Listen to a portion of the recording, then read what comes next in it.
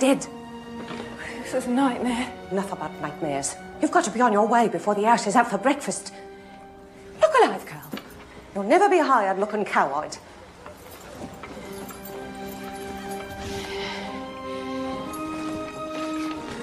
I read this note. I told your mother I'd do what I could, and now I've done it. Keep your hat over your face. Your mug's been in the papers.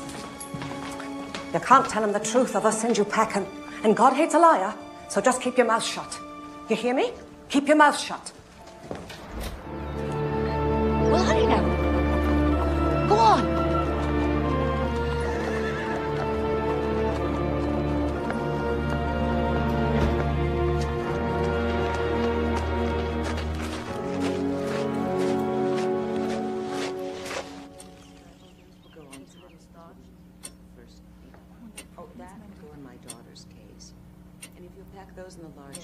Can't you talk? Lorraine, of course she can talk. Will you let me eat sweets? Lorraine? She gets far too many sweets as it is. Her father cannot say no. Will you paint with me and read me stories? Well, of course she will, won't you, Alice? Oh, yes, Mom. Has Trevor got one of his famous smiles for Alice? Our nanny walked out on us. Well, not quite, but she did leave us in a pickle. We need to find a replacement quickly. We're going on a big boat. That's right, dear. Tomorrow we get on a big boat for New York. Would you like Alice to come with us? I don't know. Well, of course you do. What about you, Trevor? Do you like Alice? Maybe you should hold him. I'd like him to get used to you before we sail.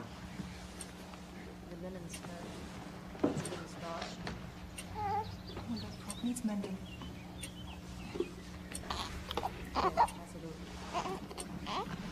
You're supposed to hold his head. The note said that you've had experience with babies. I mean, that's imperative. Oh, yes, Mom. I've got experience. I love children. I was just nervous, that's all. Well, there's no need to be nervous around us. We're just regular people. The most important thing is that you give our children loving care. Oh, my heavens. What a lucky girl you are. We're going to be sailing on the Titanic. Is the crew in order? Oh, there's a fine bunch, sir. I know quite a few of them. Most come from the same neighborhood here in Southampton, but these 900 men never sailed together as a crew before, so there's a bit of confusion. Still, all in all, they're as proud a bunch as I've ever seen. Indeed, to serve aboard this vessel. Also, Captain, well, to serve under you. Well, thank you, Mr. Lowe. There's always a bit of apprehension on a maiden voyage, but I have the greatest faith in all of my officers and men, including yourself, sir.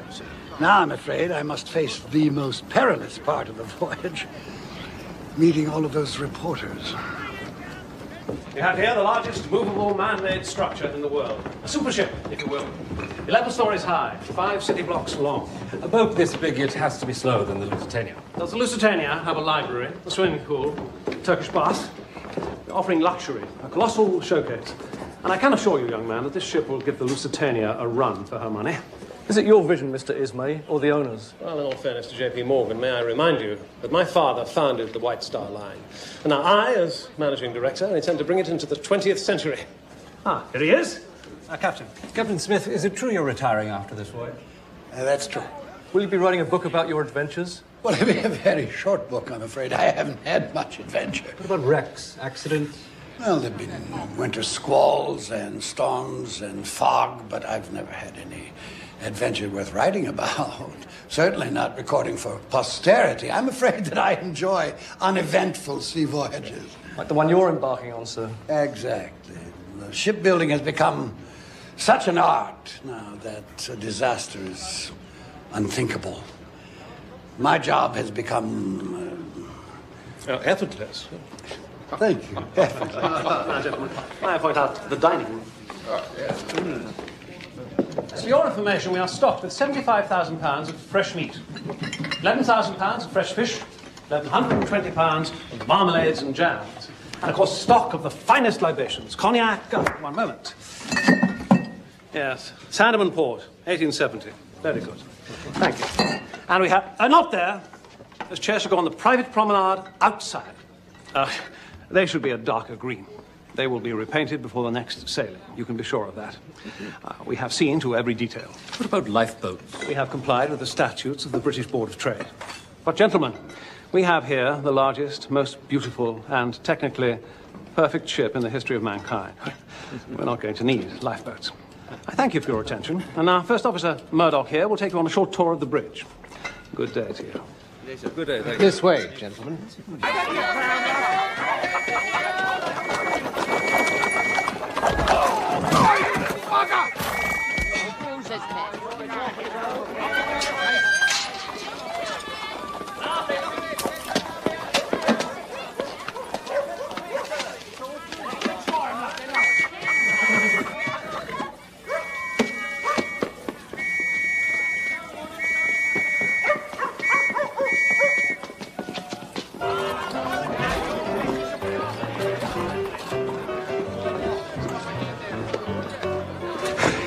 Tot of rum here, mate.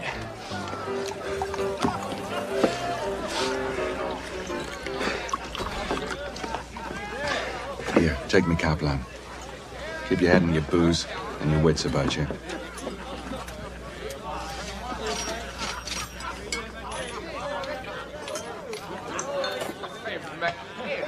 You see him?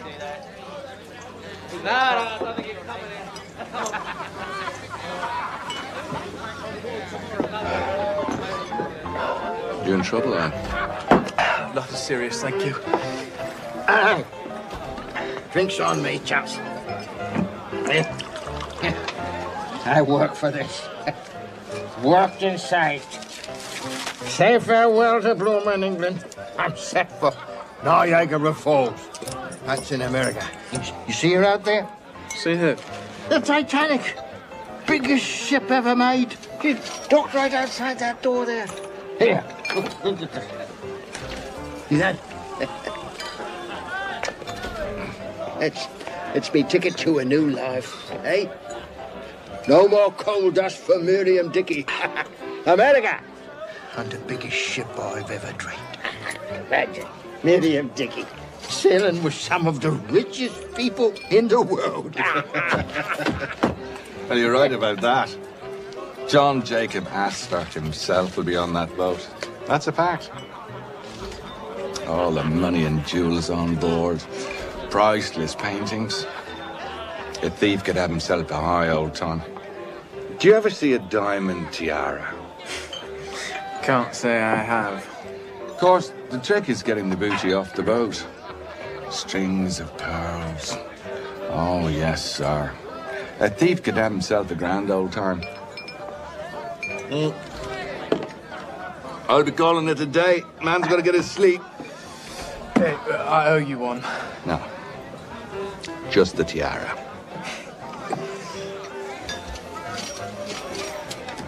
You be careful. Hi. Miriam Dickey on the same ship as John Jacob Astor.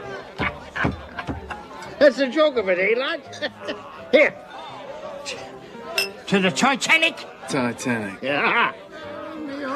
So I can see and keep me mother or me father, because I'll be across the sea. Come on, Dickie, you can't sleep here now, can you? My brother's got me a job, a whole new life for Miriam Dickey. Hey, wake up. I'll take you back to your boarding house. Dickie. Dickie.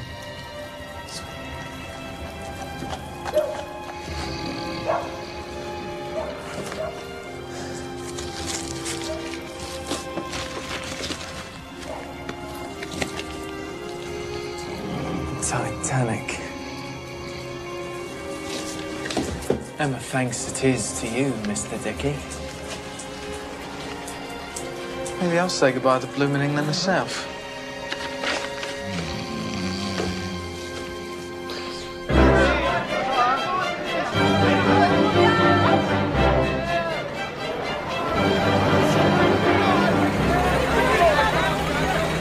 Nigel? Yes, sir. Get the bag. Yes, sir.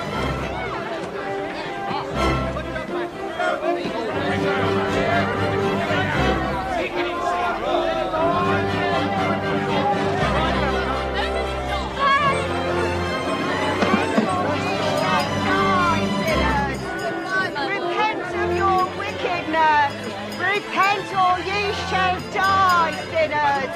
Repent of your wickedness.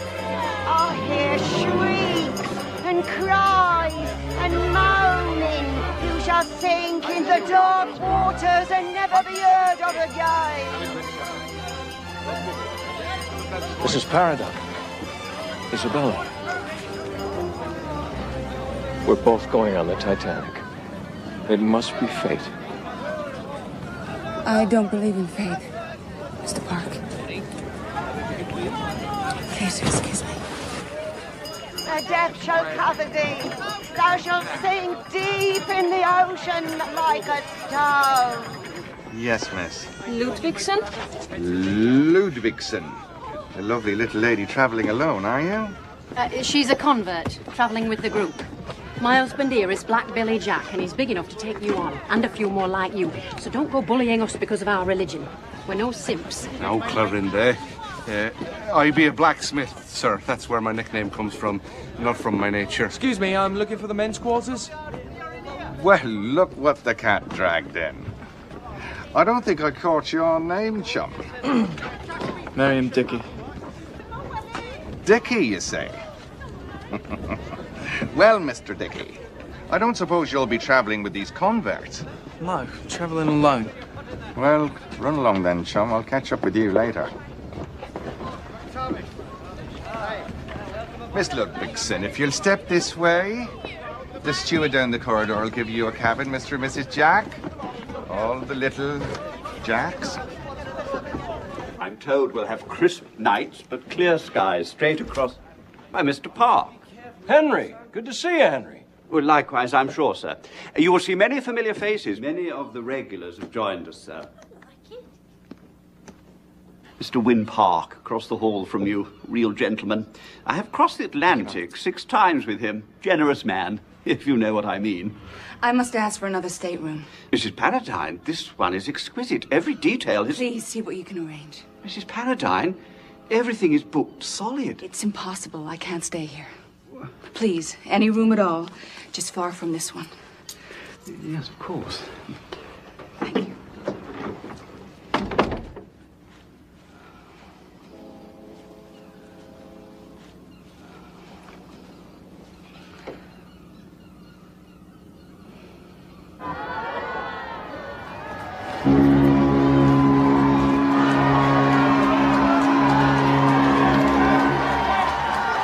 Mrs. Paradise? Excuse me. Oh, poor darling. We heard that you were in London. Your poor dear Aunt Grace. How sad for you, her passing. Well, I took matters into my own hands as soon as I realized that you were sailing with us. You will dine at our table, of course. And no moments alone. I'll see to that. And my granddaughter, Lulu, she'll keep you company. And my baby, Charlie. Lulu, don't slump. It's so lovely to see you. Don't look now. That's the infamous Molly Brown. Her husband made a fortune in silver and gold mines. They say he tried to shoot her twice. It was a terrible scandal. She's crude, but one can't ignore her. She's far too rich. Oh, and the Strausses. They own Macy's department store. Jewish. Oh, and Benjamin Guggenheim. Most people are content to bring back souvenirs of the Eiffel Tower from Paris. He's bringing back his mistress. Well, he's not sitting at our table. Oh, the Wideners. Alan, Lola, the Wideners. For heaven's sake, how are you all?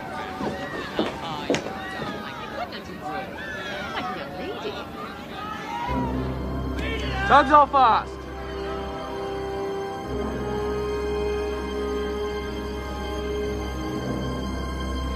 Take her out, Robert.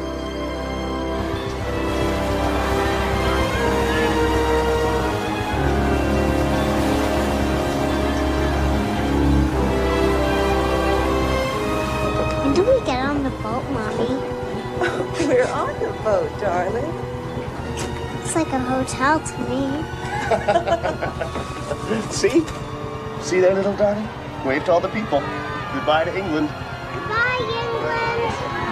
Here! I've been robbed! I've been robbed! Here! Here! My beloved!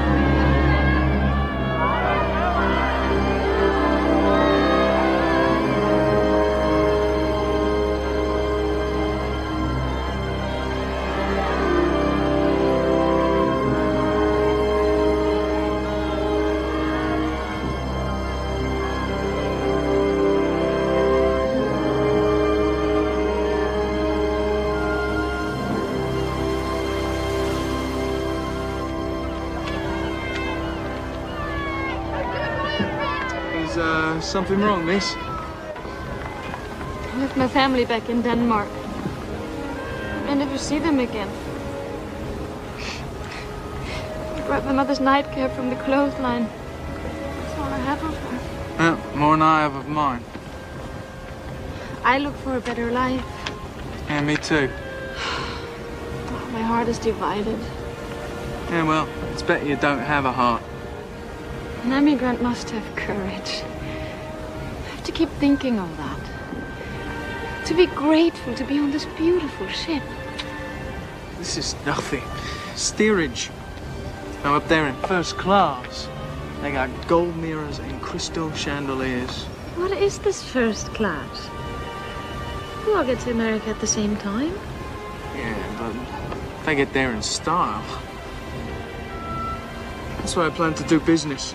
There in first class. Don't take courage. Take smarts. Throw that bit of raggedy cap away. Let go of the past.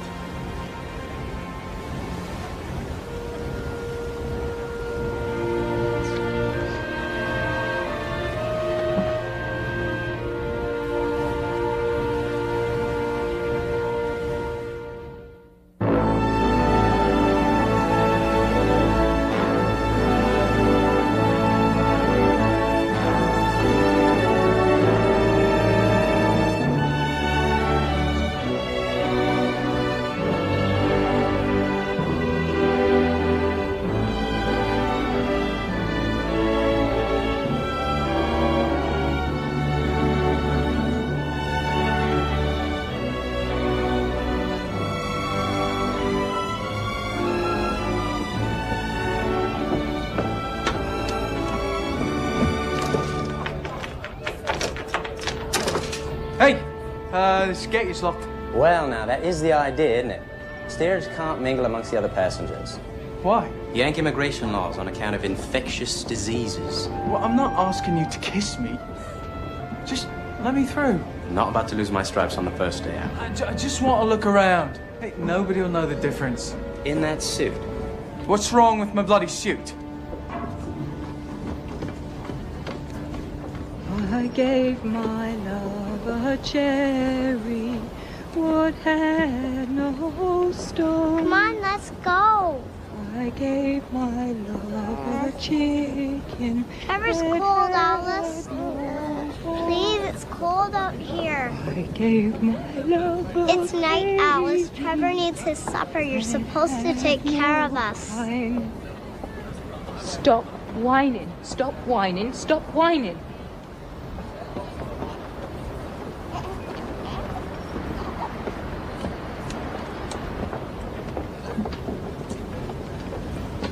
Come on, Alice.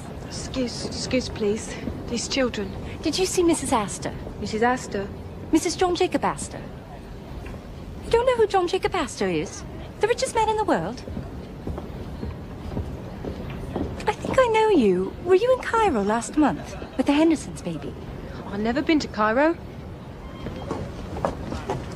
Mrs. Astor! You're pale. Catch cold. And in your condition. It's chilly out here. We can't be too careful. You're right, Miss Miller. I keep telling my wife that. Now promise me you will eat a good dinner. They say our body needs these things they've discovered called vitamins. She eats like a bird, you know. She's eating for two now and she's not getting her vitamins. Just a few more moments, John, please, before we have to walk into the dining room. Have to be calm and regal when they all start to gossip. Come, my dear.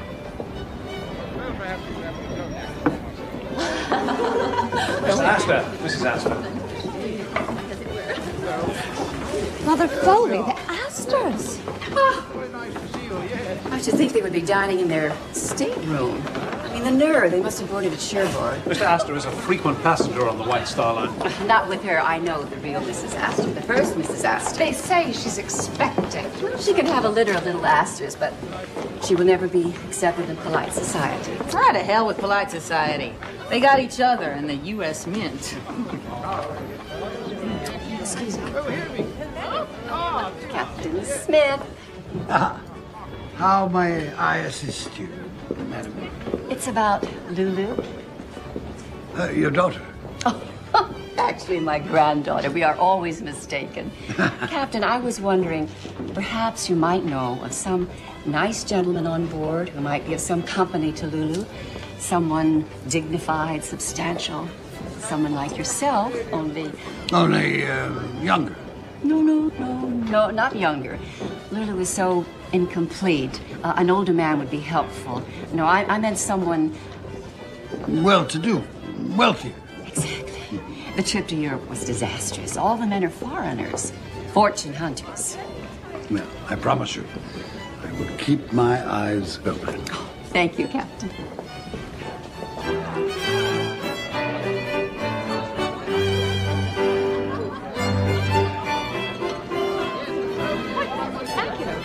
I see. Another bottle, sir? I'd like it before we get to New York, if you don't mind. Good health.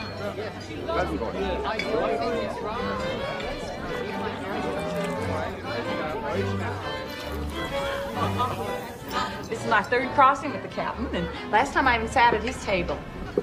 25 years, is it? With the White Star Line. The world's greatest ship and the world's greatest captain. Here's to a rip-roaring maiden voyage for us and the Titanic. Well, since it is my last voyage, I was hoping for something a little calmer. How fast are we going, Captain? I have a wager on it with Allison here. I say we're traveling in excess of 20 knots. You will excuse me. Captain Smith doesn't like to talk about speed, but I think it's safe to say that Mr. Allison owes you some money. Now, Mrs. Brown, would you care for some more oysters? Ooh, don't mind if I do. They're delicious. Big and fat and juicy. Oh, and some more wine, please. Lafitte Rothschild. We don't get wine like this in Denver. Boy, you built some rowboat here, Mr. Ismay. Well, I'm glad you're impressed, Mrs. Brown. Yes, I was determined to create a ship for the 20th century. One must be a visionary. Now, may I recommend the pressed pheasant, or perhaps the poulard poché à l'estragon? No skinny little poulard for me. I'm having roast mutton and yoe mouton. You speak French? I hired a French tutor. He pulled a cork from a champagne bottle and put it in my mouth. The cork, not the bottle. He said it'd force me to hold my mouth open when I talked. Well, I told him most people preferred me with my mouth shut. We are forgetting Mrs. Paradine. All this festivity. Poor darling, her dear Aunt Grace passed recently in London. All those months alone in London, taking care of the burial and your aunt's affairs. I suppose things were jumbled.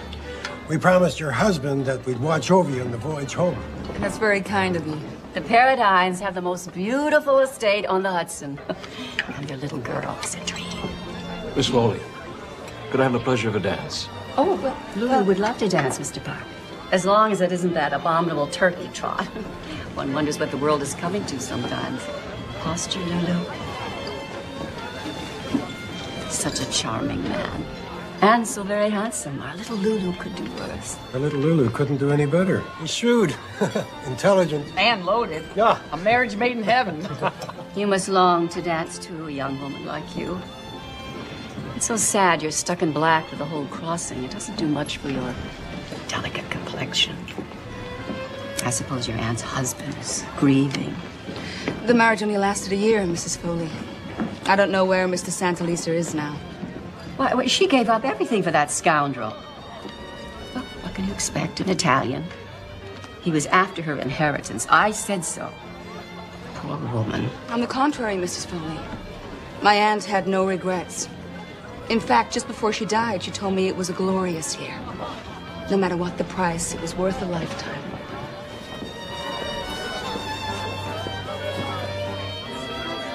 Would you excuse me? I have such a terrible headache. Oh, poor lady. Let me help you to your room. No, please continue with your dinner.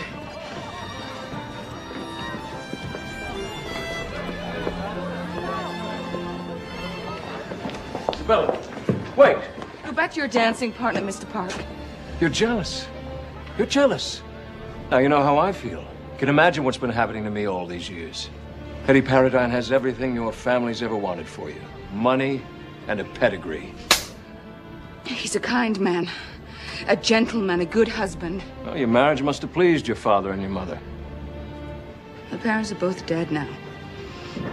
The past is the past. Irretrievable. It's been with me every moment of every day. Do you think it's been the same for me? Oh, Bella. Oh, Bella.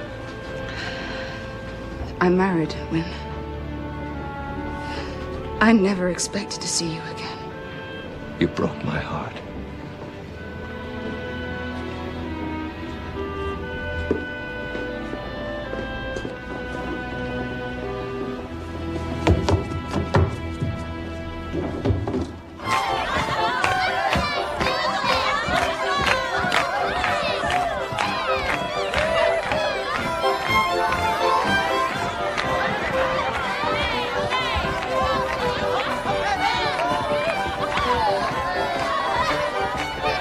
What do you think of me brood? Nice children. Nice wife, too. I wouldn't be much without them. You planning to have pups yourself? Me? No. Oh, no. Wouldn't be so good at it. Raising pups, I mean.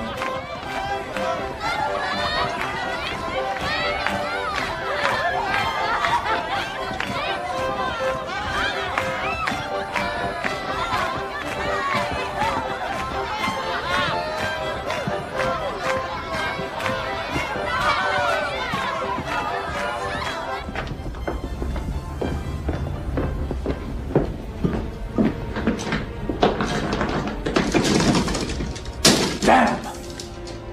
Crew only. There has to be another way up. Might as well be in prison.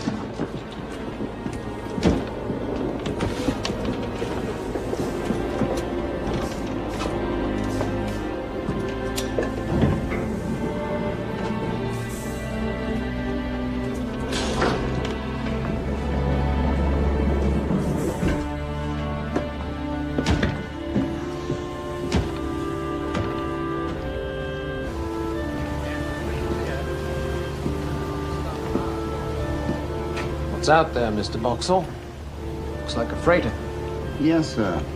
The Rappahannock on opposite course. She's morsing us. She's warning us of icebergs and heavy ice pack ahead. Where are the other binoculars? They only gave us one pair for the bridge. Mr. Boxall, I will not have my officers passing around one bloody pair of glasses. Now take the ones from the crow's nest. Lookouts won't like this. I'm not concerned with what they like. They'll manage well enough until we reach New York.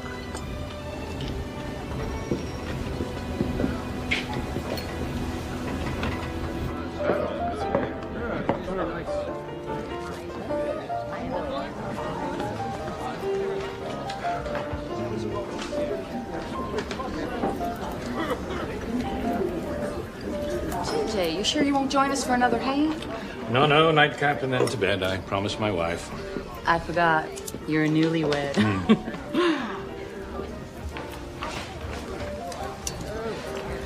What's the matter? Never seen a woman smoke a cigar before? No, I mean, not a lady anyway, not like you.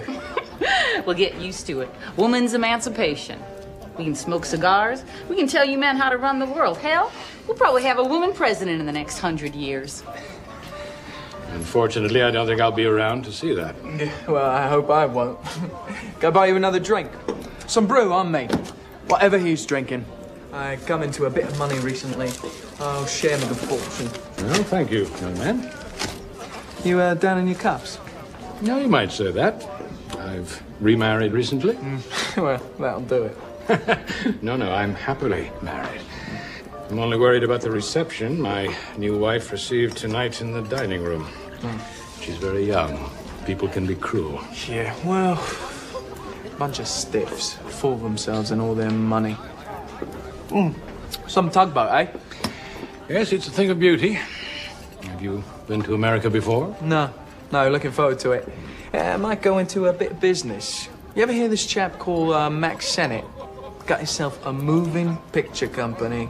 Calls it Keystone, up-and-coming sort of thing. Yeah. Let me give you a bit of advice. I always find investors for my projects. It's better to use another fellow's money. Yeah, well, sir, I can drink to that. I believe in using the other fellow's money, too. Actually, thinking more about acting in the Keystone Company. Might do a bit of Shakespeare. Well, I'm sure you'll do well in America. Whatever you decide at, young fella like yourself. Yeah, well, nice to meet you. Oh, God, clumsy, so sorry. My wife will think I'm a sot. I'll have this clean for you. I got connections in the laundry. Don't worry about it. Good evening to you, and I will watch for you in the moving pictures.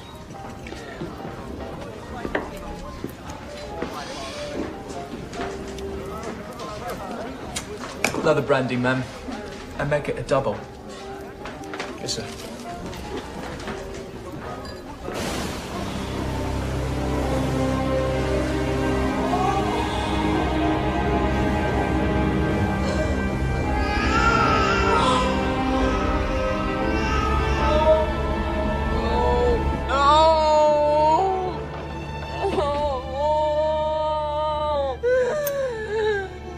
Alice, wake up. You're having a nightmare. My baby. He was dead. You know what? Dead. It's only a dream, Alice. You don't have a baby, Alice. That's right, Lorraine. Now go back to sleep. Mommy's here, sweetness. We don't want to frighten the children now, do we? There was ice in a shipwreck and he was out there in the freezing water. Oh, dear, now, the baby. Alice, please. There, honey. Oh. What is it? Bad dream, apparently. She's very nervous. His night garment's on backwards. We stop at Queenstown tomorrow. I think it's best for all of us if Alice gets off there in Ireland.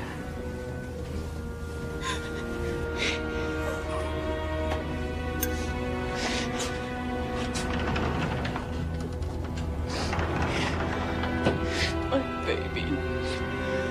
My poor baby.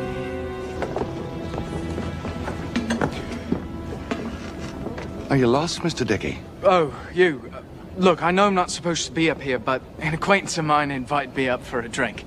No, son. Let me give you a piece of advice. Take it from your old dad. You're holding Mr. John Jacob Astor's billfold. I saw you left it in the bar. You didn't realize that now, did you, Mr. Dickey? John Jacob Astor? I don't know what you're talking about. I'm trying to be your friend here, son. Everybody needs a friend. I told you. You put the bite on the great man himself. I just want to keep you out of trouble, that's all. Nice young chap like you.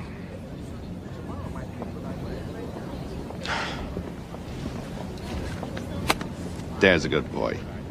The best. You don't want to get caught in your first night out stealing billfolds.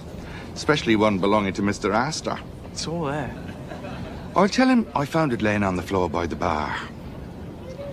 Must have dropped it, eh? You're not going to report me? Of course not. I helped you before, didn't I?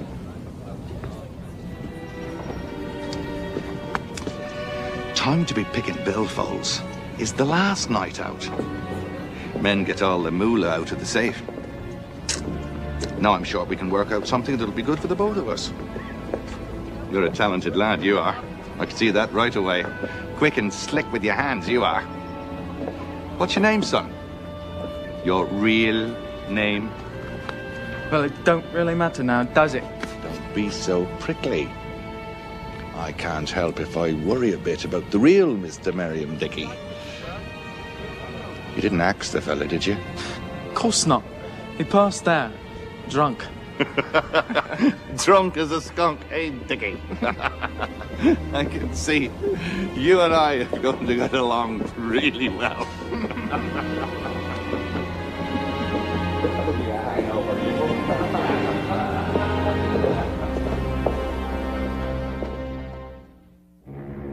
All passengers disembarking in Ireland must proceed to the boat deck. We have landed in Queenstown.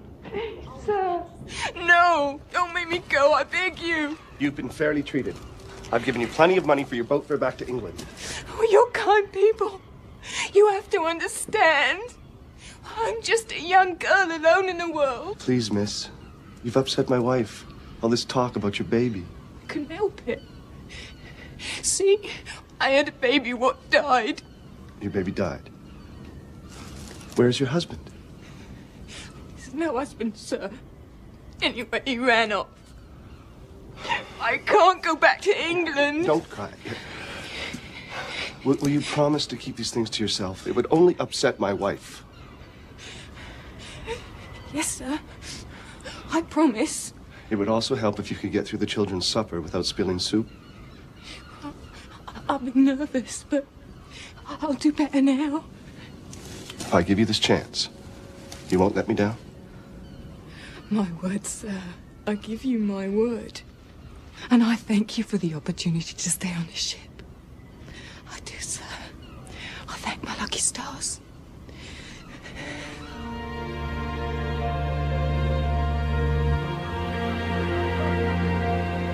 Hello and goodbye to Ireland. Yeah, Rodile. So green and beautiful. Makes me wonder if I should just stop here. Close to home. Is that what you're thinking? No. I try not to think of them. My mother, my little brother and sisters. Their life is so hard. I try to think of the future only, like you. No, not like me. You don't want to be like me. Anyway, you'll send for your family someday. Yes. How do you know that? You don't know me. I know that you're good. Good person. Maybe the only good person I've ever known.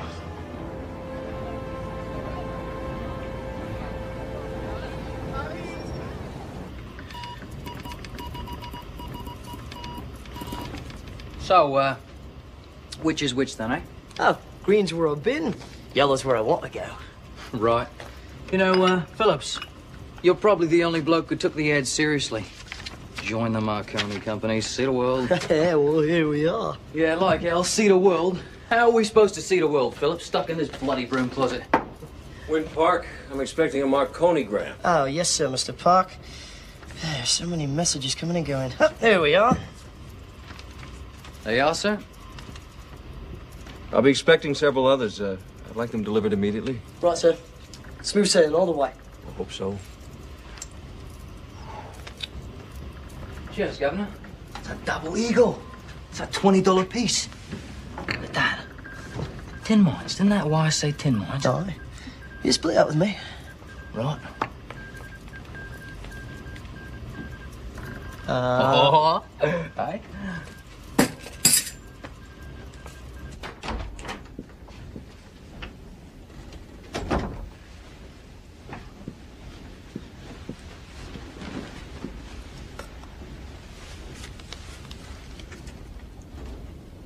Please forgive me, I was a bore.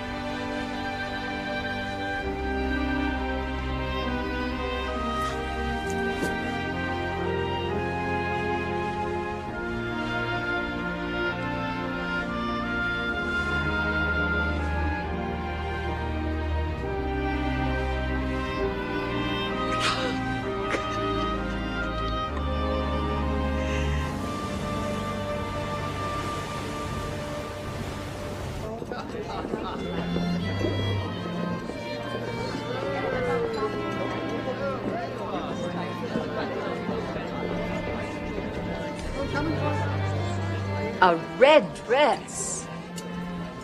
Do you see that? A red dress. It can't be. She's in mourning. She appears to have recovered. Palm Duchess. Where I come from, we call a spud a spud. She's not sitting here. I won't have it. This is a disgrace. Hazel. Well, it's only been a few months since her Aunt Grace passed away. She ought to show some respect, even though her aunt was fast. Mrs. Paradine, you feeling better? I am, Mr. Ismay. Thank you. I feel queasy. Mr. Park? Oh, he had urgent business. I understand the Bolivian government has given them permission to open some tin mines. That's dangerous. That Zapata fellow? That's Mexico, my dear. It's the same thing. Oh, here he is. I knew he wouldn't disappoint us. Evening. I'm sorry I'm late. So it's mining, is it? Takes perseverance. Me and my man, we never gave up when others did. Our little Johnny mine turned out to be the richest gold vein in the world. Of course, it didn't exactly buy us happiness. Well, money doesn't always get us what we want. You unlucky in love, Mr. Park?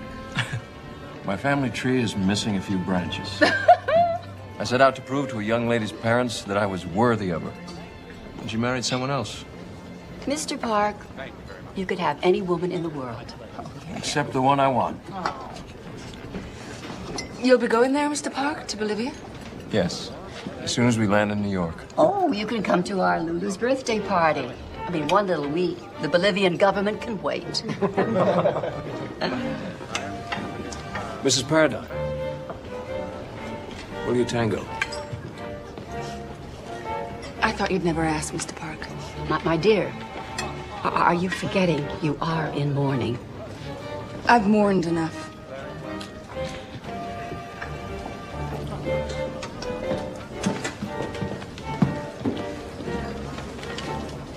Oh, my. I feel absolutely faint. Dancing the tango? We haven't even finished the first course. They're just skipping to dessert.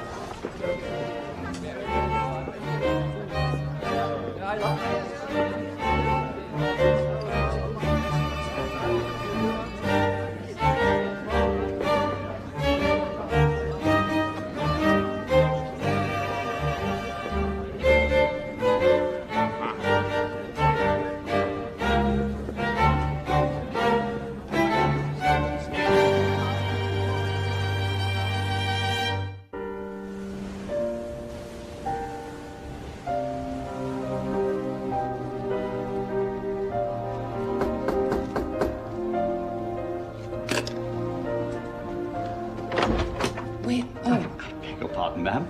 excuse me, I thought Mr. Park. Oh, I believe you went up for an early breakfast. Mrs. Paradine, I have wonderful news for you. I have managed to convince the Countess of Rothes that she absolutely must take this state room. Her servants have packed all her things, so here I am, ready to move you. Move me?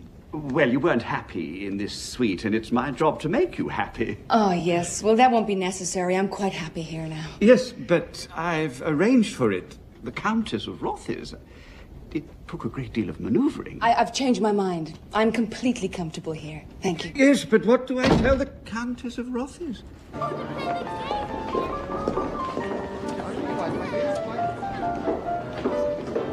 Very nice.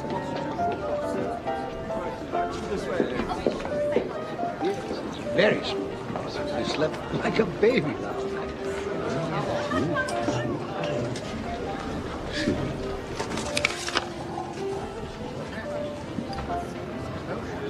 Bad news, Captain?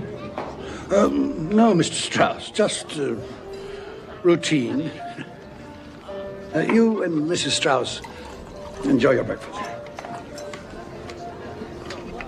Mr. Ismay. Yes, what is it? A message from the ship Baltic regarding ice conditions. I'm told that you've been discussing operation of the ship with my crew. Yes, with regard to our speed. Certainly within my prerogative as chairman. Things are running smoothly. The machinery is bearing the test. The boilers are running well. The ship is steady. And with power to spare, we can beat the Olympics record and be in New York on Tuesday. I see absolutely no purpose in arriving a day early. Yes, and I see no purpose in meandering, keeping to a schedule devised for inferior vessels. But there are basic safety procedures nonetheless. I want the ship to perform to its full potential. In future, if there's any discussion about the operation of the ship, it must be cleared with me first. This may be my last crossing, but I'm still the captain.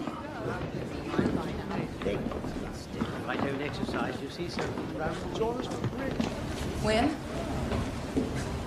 Good morning. Good morning. You couldn't sleep? No. Me neither. I was up thinking about you, and life, and your daughter, Claire. She's such a tomboy. Hates fancy clothes. She's very bright, curious. She loves dogs. She loves horses. She rides for hours with her father. What are we going to do? All those years I've wondered about you, where you were, what you were doing. And now you're here. With you? For 4 days.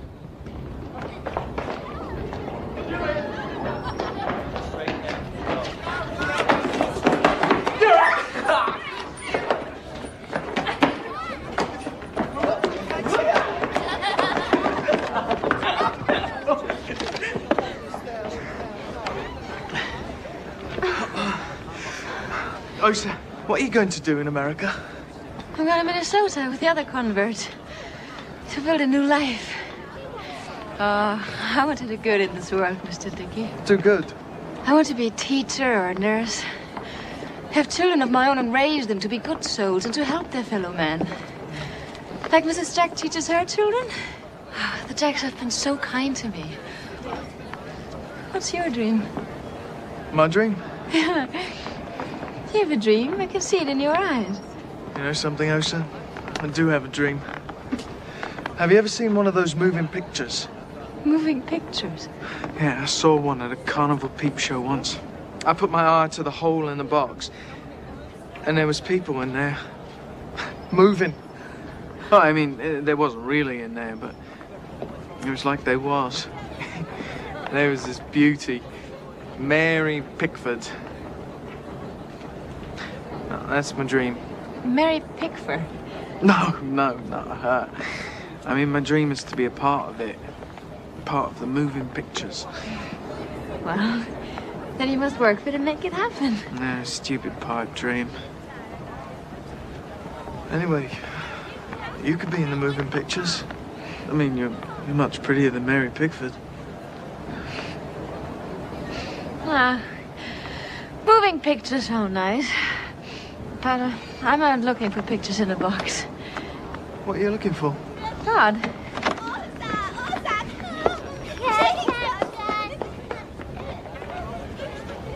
They say we're at the dawn of a new age.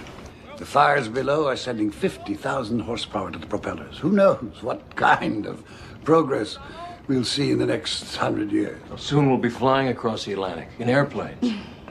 But nothing will ever be like this again. Nothing like the Titanic. A boat this big, powerful, and so beautiful. Mm-hmm. There's a rumor we'll be landing a day early. Only rumors. Captain Smith, could we bribe you to take your time? To meander, of course, a little. I know what you mean. I suppose I will miss all of this. There's magic to it. I enjoy it most right here behind the wheel. It's almost sacred. May I steer it? Evan, what's that? Moving the next section west, please. Oh, you're right. It is magical. Good. I can feel the power beneath my feet. Are you sure that you know the way to New York? No, I don't. Maybe I'll just turn it around and go back to England. How does that sound?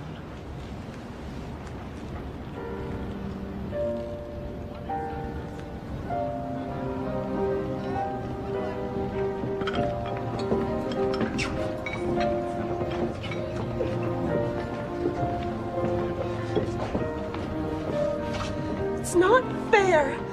She's a married lady. What do you expect? A man loses his head when a woman throws herself at him. But he danced with me. Well, it wouldn't have hurt for you to throw yourself a little, Lulu. Get your shoulders back. You're going to get a hump.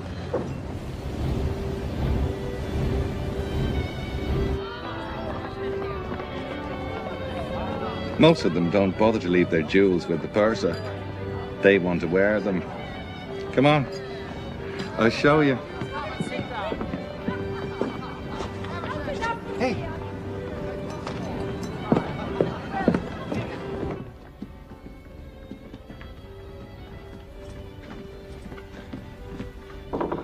Room service.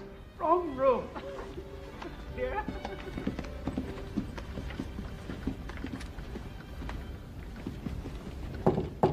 Room service.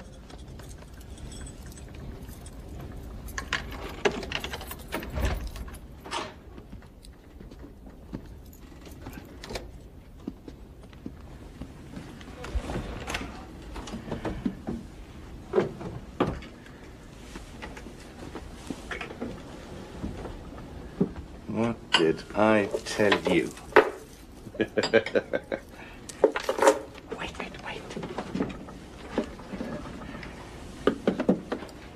Looky here. What do you say? A diamond tiara. Go ahead. Try it on for size.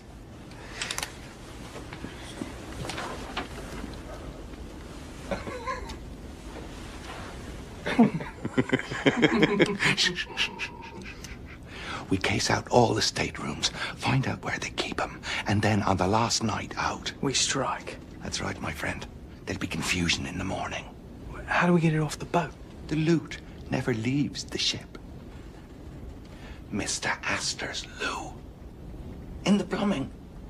Look, we lay low and go about our business until the ship is fitted out ready to sail again. I've got a plumber friend here. He's agreed to carry it all off in his tools kit. I don't know. You don't know what? Well, how do I trust you? Is that my buddy? Trust me. How do you know I wouldn't turn you in this minute if I got the urge? Hey, don't try to blackmail me. I could tell him a few things myself.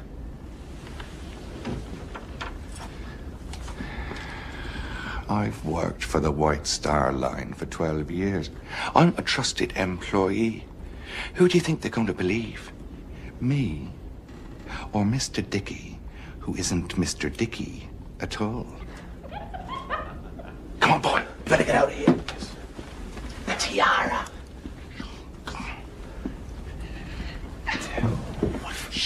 I was playing the piano. Yes, you were. You were playing.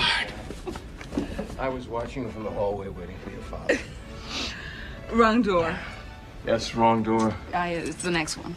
I've never been in such a grand house before. And there you were. You were playing the piano. Chopin. I didn't know what it was. I only knew it was the most beautiful music. And the sun was coming through the windows and everything was golden. The sun, you.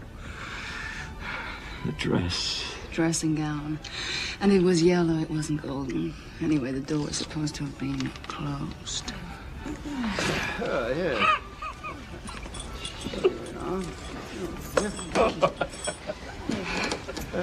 Ooh.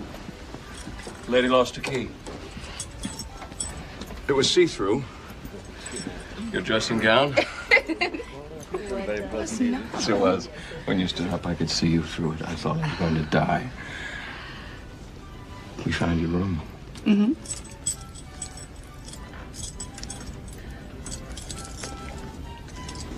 Well, can you get the key in the lock?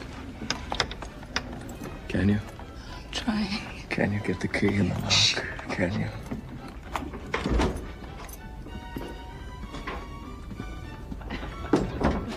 Sure it's all right? Hurry up, son. It's not good to be seen up here together.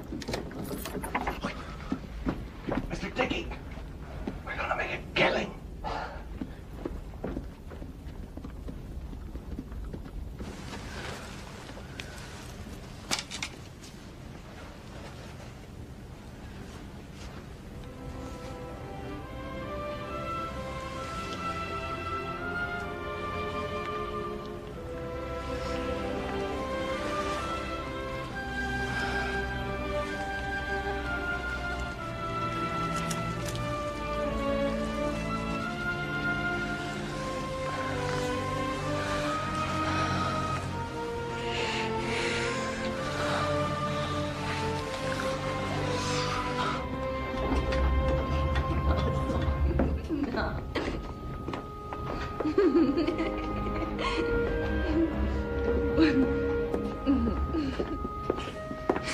Look at you. Where have you been? Yeah, first class. Hobnobbing with the rich folk. A real dandy, all right. Only Mary Pickle could see you now. Pickford. Mary Pickford. You look beautiful. That Ocean, men aren't supposed to look beautiful. Why? Take me word, I'm not beautiful, not in any way. You are beautiful to me.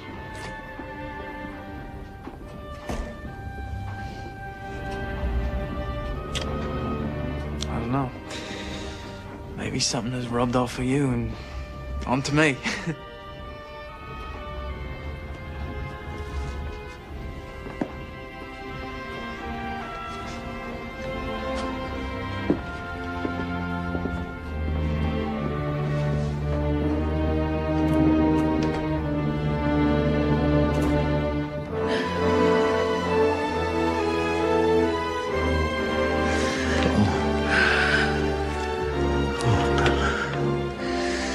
I didn't want to remember this.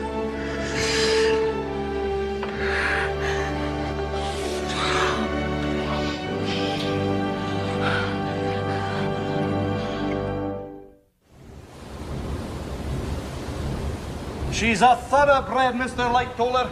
I'd swear there was a boat drill scheduled for this morning. Well, if I know the captain will skip it, Sunfall's gone and set it for the same time as the Sunday service, and the captain surely won't miss saying devotions. Chief Bell! Here, Mr. Chairman. Don't look so shocked, Mr. Lightoller. I frequently check in the boiler rooms. Tell me, how many boilers are currently lit? 24 of the 29 are in service. That's 80%, is it? 84. And the propellers are at 75 revolutions per minute. And our speed?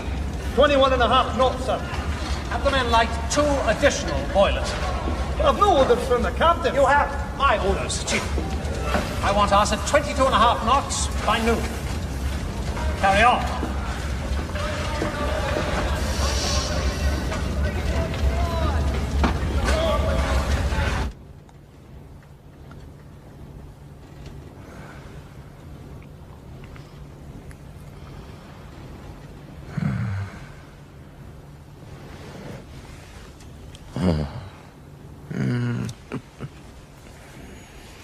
Oh, what day is it? Sunday. Everyone's at church service except us. We're the sinners.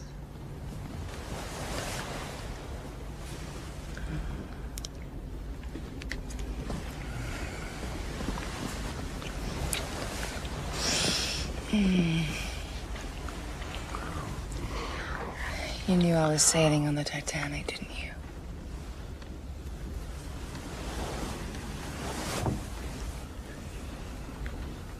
Yes. It wasn't fate at all. You planned it that way. Yes. But it isn't enough. God, I want to be with you always. Come to Bolivia. I know I have no right to ask, but come. When? Come with me. I don't know. I just don't know. Does it have to end?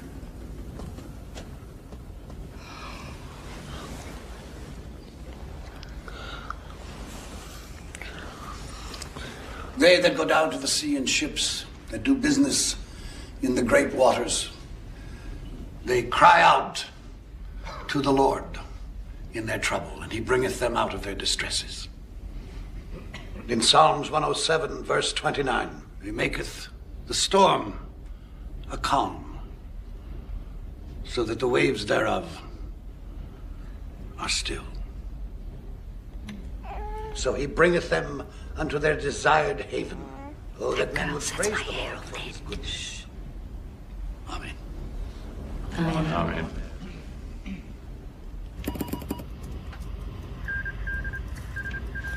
Got a Masaba here. She's reporting heavy pack ice ahead, large bergs, and field ice. Right, well, I'll run it up to the bridge. Actually, not now. It's 20 minutes to 5. Let's clear through some of this backload first, eh? Right. Well, now, you must come visit me sometime in Denver, Captain. I'm having a huge party in June. Well, I suspect that in June I shall be in Hampstead making up for all the gardening I've been missing for the last 40 years. I'd like to spend a little time with my wife and daughter. Oh, lovely. I understand. My husband, JJ, is ambitious and smart, but he's more comfortable in Leadville. Myself, I want to be more civilized. I guess that's why we've gone our separate ways. Tell me something, Captain Smith. Won't you miss the sea? I suppose I shall. But just between you and me, sometimes being on a ship is like being in jail with the possibility of drowning. Well, you've just got 3 more days. It's only 3 more days. Then you're a free man. The rain don't run, you'll spill it. What's going on here? Now, look what a mess you made. You seem to have your hands full. I'm Marge Miller. What's your name? Her name is Alice. Rain? Shh. Come along.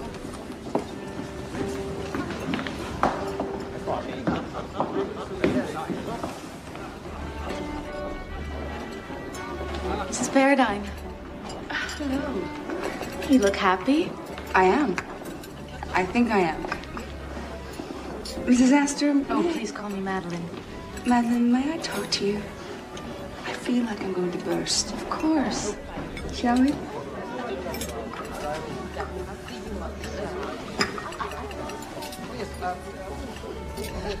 What was it like when Mr. Astor got his divorce? It's painful. For everyone. I felt terribly guilty. But we've embarked on a new adventure.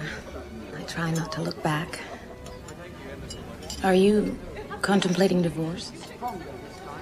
I have a young daughter. I could never leave my daughter. Oh, but surely you could arrange something with your husband. He would never let her go. I couldn't hurt him either. In a way, I feel indebted to him. He helped me at a terrible time in my life. He was my knight in shining armor. You're in love with Mr. Park, aren't you? Yes. I have loved him for many years. These things seem like they can never work out, but somehow they do.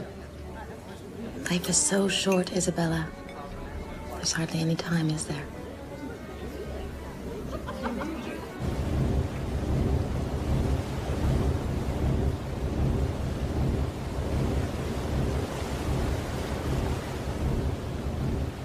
Excuse me, sir. Everything is stowed in the board locker. Anything important? Another ice warning, sir. It's from the Coronia. Post the coordinates. I will, sir. Remarkably cold tonight, is it not? Yes, it is. I've sent word down to the carpenter to take care of the fresh water supply. It'll be below freezing during the night. Not much wind. A flat calm. In 24 years, I've never seen so calm a sea. Low, low. Breathe and blow, wind from the western sea. Over the rolling waters go, come from the dying moon, and blow. Sir? Upon my word, I have not thought of that verse since I was a cabin boy. Love of the ocean brought me to the sea as a lad, and there's still wonder in it. Are we not a bit fast? Mr. Ismay, sir. He seems intent on breaking records. He was in the boiler room today. I'm going below. Keep sharp. The first sign of any haziness, we'll need to slow down. I'll deal with Mr. Ismay in the morning. Yes, sir.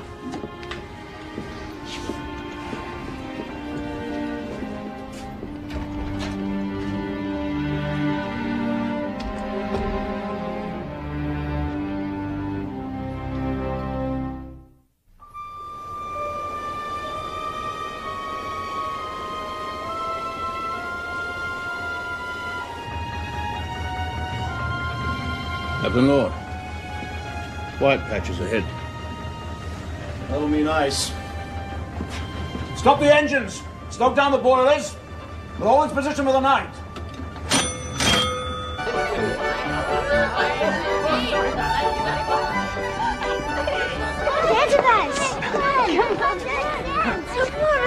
children say for you to dance. Come on, boy. No shame in having some joy. No, I don't know how. Show you.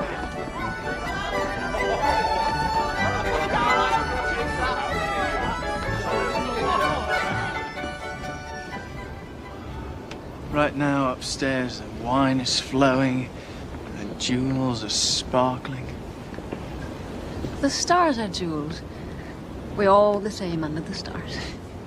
I get them for you if I could. All them stars. There's so much out there just waiting for us to scoop it up. Hey, I promised you a tiara, and Jamie Purse is gonna get you one. Who is Jamie Purse? Oh, yeah. I forgot.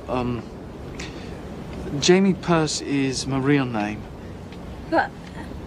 Mr. Dickey? That was just the name on the ticket. How did you get the ticket? You're not a thief. Fact is, I found it. You're right. I'm not a thief. I just seized the opportunity. If you'll excuse me. I don't mean to interrupt, madam, but me and Mr. Dickey have an appointment with the ship's purser. I gotta go. The purser? Don't go with him. I have to. Haven't you ever had to do things? Been forced to do things? I try to stay true to myself, if that is what you mean. You're so bloody good. Always on the straight and narrow. Well, that's not the way the world works. Look, maybe I'm not so great, but I can change. I wouldn't mind a piece of her myself. You want to get smashed in the face? You do. And you'll end up in the ship's brig, you silly bugger. Now, I'm having a jar with the purser in his office. Perfect time for you to lift the key out of his pocket. Magic hands like yours. No problem. Understand? All right. You just stay away from her. You hear me? She's too good for the likes of you. And me.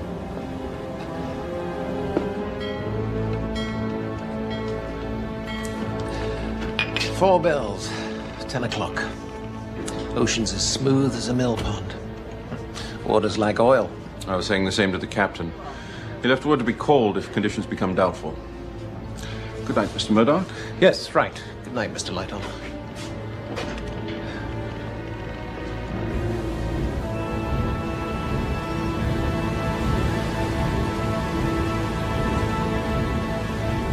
It's cold out tonight.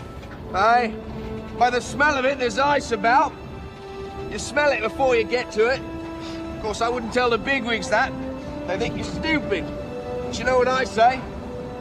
We're the eyes of this here ship. But don't expect no respect. What I expect are some proper glasses. I've got good eyesight, but I can't see in the dark. Well, I asked again just tonight.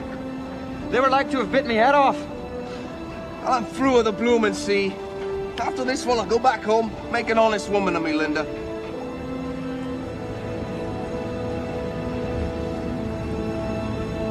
There's a ship. Off the southeast.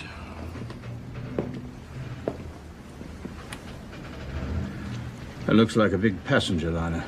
Maybe 10 miles away. No. She's something like ourselves.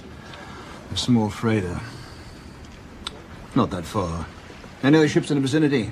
The closest one's the Titanic. Can't be the Titanic. She's closer to us in size. That must be a freighter. Or a fishing boat. Maybe. Have Evans radio the Titanic. Tell him we've stopped for the night. Surrounded by ice. Yes, sir.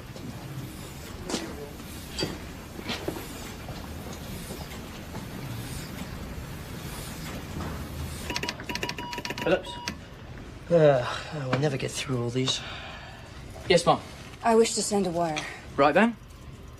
Address at the top.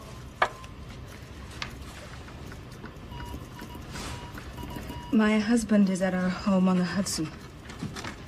This has to go out immediately. Do you understand? Yes, ma'am. The thing of it is... We're bogged down here right now. The wireless broke down last night and wasn't back in commission until 5 this morning. We've got quite a backlog, ma'am. Please, this has to go out immediately. You have to send it right away before Mum. I lose my strength. Before I change my mind.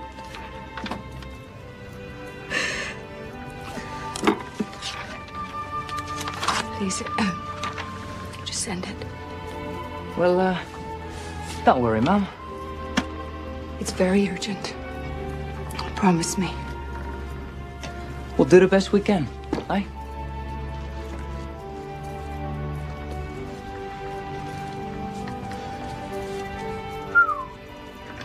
Some bloody bloke's gonna get the shock of his life.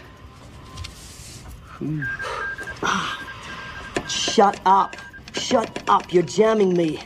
Damned Frida Californian. Stop with the 9 on account of ice. They keep interrupting. Bloody Titanic wants me to shut up? Well, the same to you, Buckle. I gotta get Mrs. Paradine's message out. Poor lady.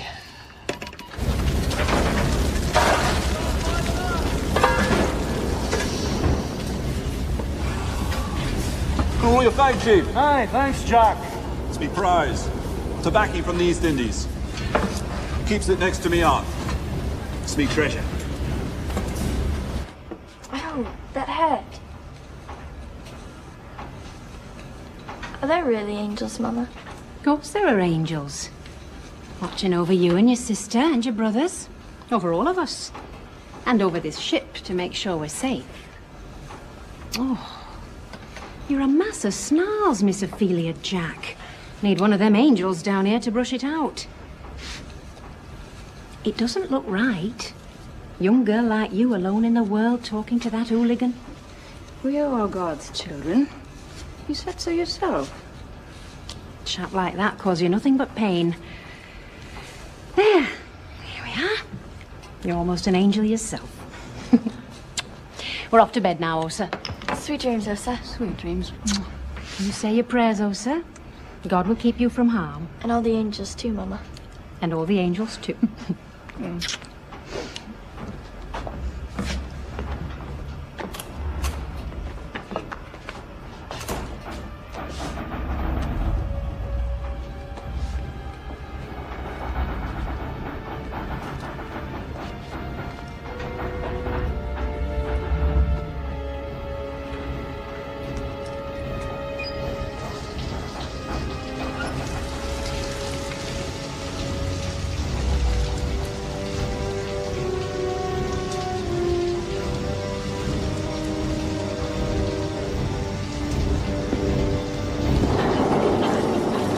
Hello, miss.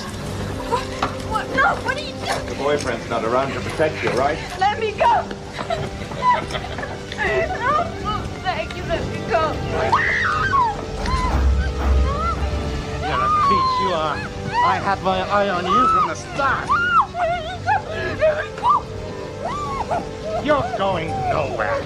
I knew from the first time I laid eyes on you that you were no sight.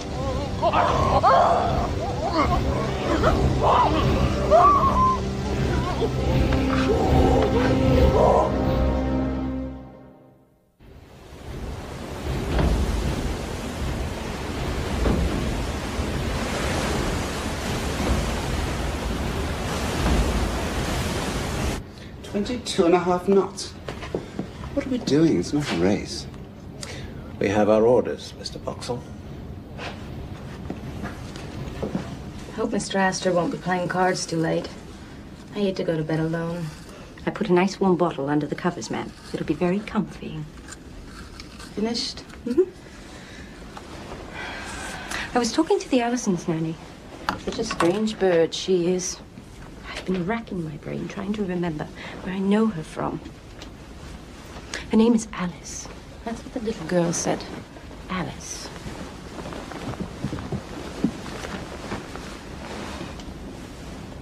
Mrs. Astor, I must go get your husband. It just came to me. Alice Cleaver, that's who she is. What are you talking about? Nothing that concerns you. Who is Alice Cleaver? Not in your condition. I'll speak with Mr. Astor. He'll know what's to be done.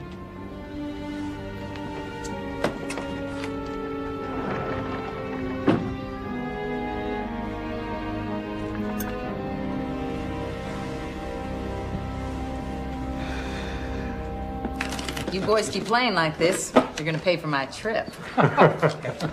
And tomorrow night, poker. You must excuse me for just a moment. We'll wait. He's the one with the money. There's something wrong with my wife. Oh, no. She's safe in bed. Well, what is it then? You must go have a word with Mr. Allison, sir. You must warn him. What are you babbling about? The nanny, I recognize her, sir. Alice Cleaver. She was convicted about 3 years ago for murdering her baby. Where did you hear all this rubbish? It was in the paper. They let her out of prison, said she was deranged at the time on account of the baby's father deserting her. They granted her leniency, which is no excuse if you ask me. Her little child... It's after 11. I can't go wake them up now. But she's in charge of the Allison children, sir, and she's a murderer. Perhaps you're mistaken. At any rate, nothing will happen tonight. I will talk with Mr. Allison in the morning. I'm sure he won't mind your waking him up under the circumstances. In the morning, Miss Miller. I will speak with Mr. Allison in the morning. She threw him from a train. The baby boy. The touch of haze on the horizon. There's ice ahead.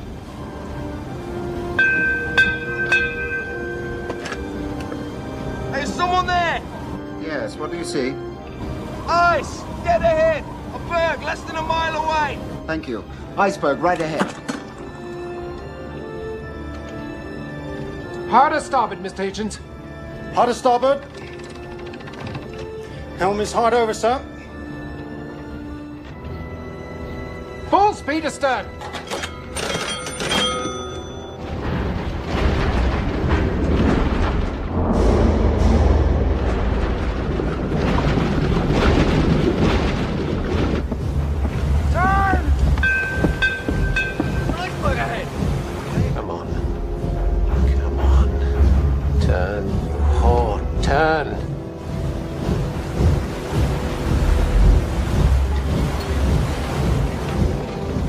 What's taking her so long? Turn! We're gonna win the bloody race! Turn!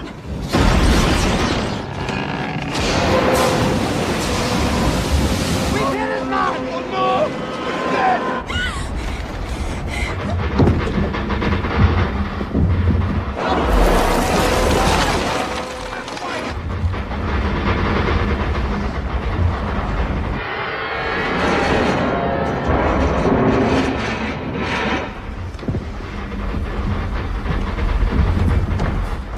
What was that? I think we hit something. It felt like a hit. Hey! What's happening?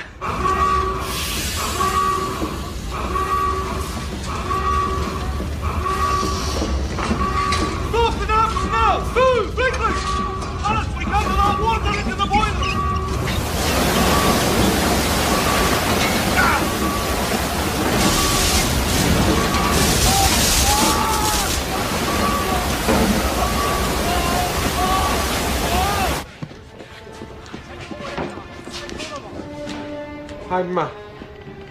I'm closing the watertight doors. Note the time and enter it into the log.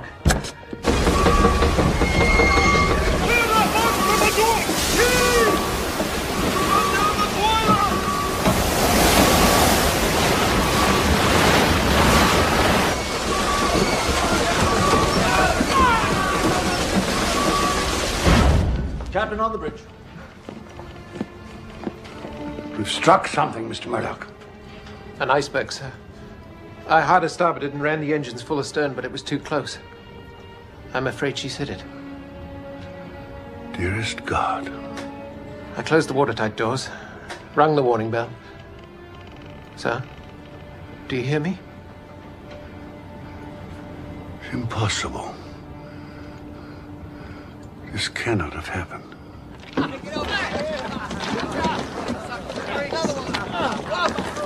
To hear what they're saying, we hit an iceberg. That grinding noise we heard? Perhaps we lost a propeller.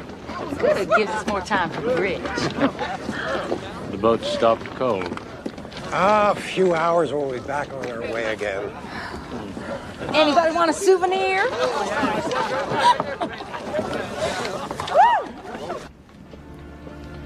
Isabella. Did you see it? The iceberg? I've done a terrible thing. What? I sent Eddie a wireless. Yes. I can't give you up. I won't. I've told him all about us, and I've told him I'm going to Bolivia with you.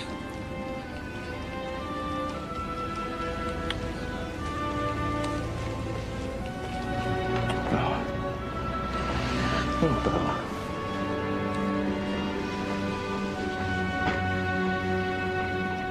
All right, cut it out, everybody. Calm down. Show's over, folks. Come on, let's get back to our bridge game. After all, this tin tub's unsinkable. Go back here. Not so bad.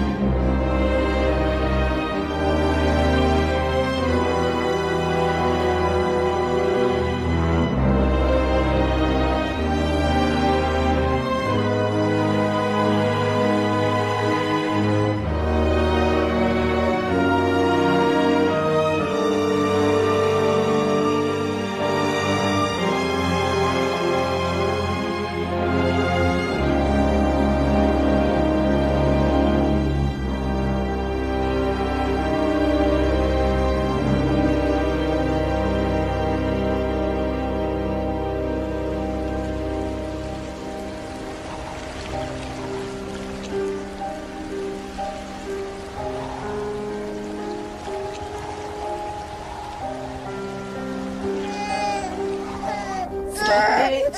I told you stop it. Stop it, I said.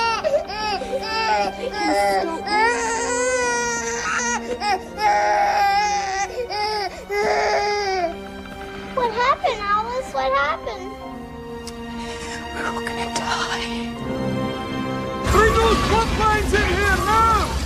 Put them moving! Quickly!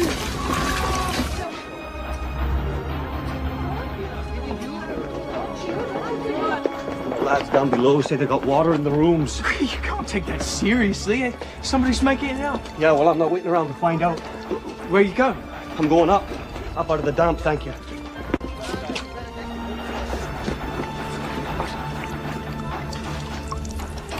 My God. Water.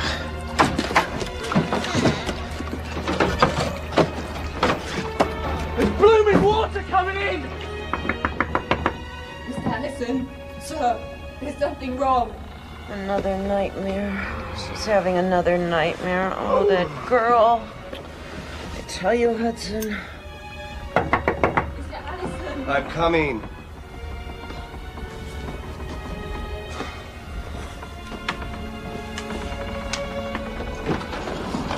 The baby. What about the baby?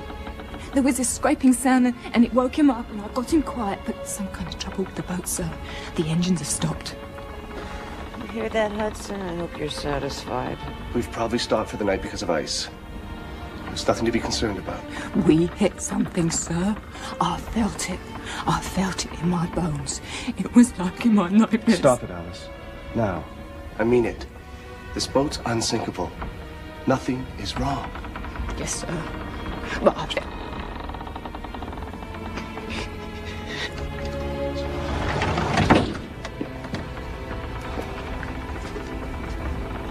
Too soft-hearted with that girl. When we arrive in New York, she goes.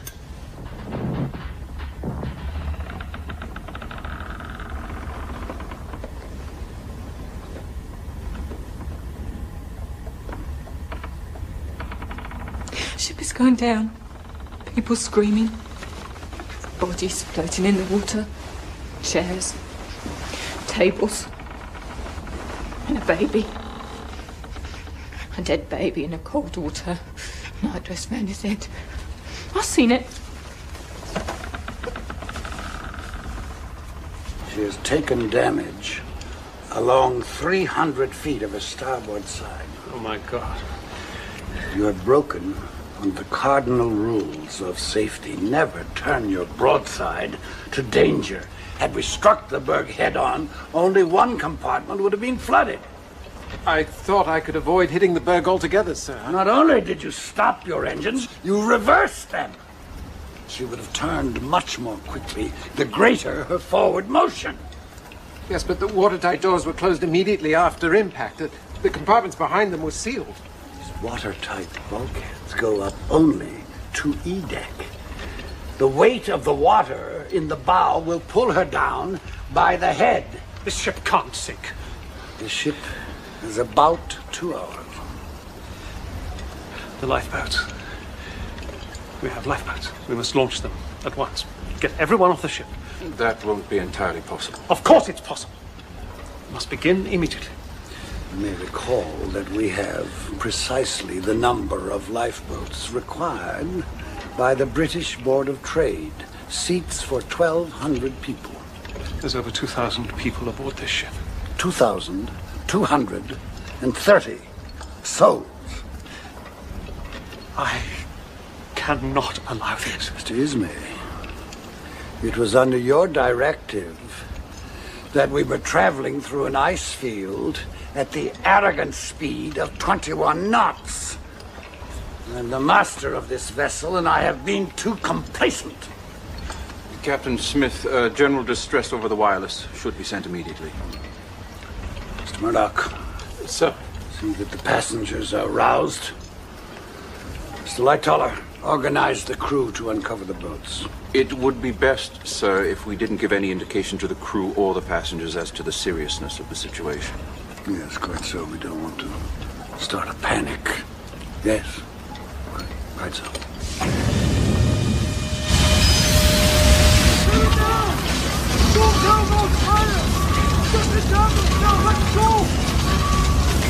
The captain requests all passengers to report to the main deck at once. Now, there's no cause for alarm. Dress warmly, and please bring your life jackets. Please report to the main deck at once. Allison. Sorry to disturb you, sir. What's going on? It's impossible to get a night's sleep. What is it? Captain requests all passengers to report to the main deck. Dress warmly. What is it? What did he say, Hudson? Just stay here.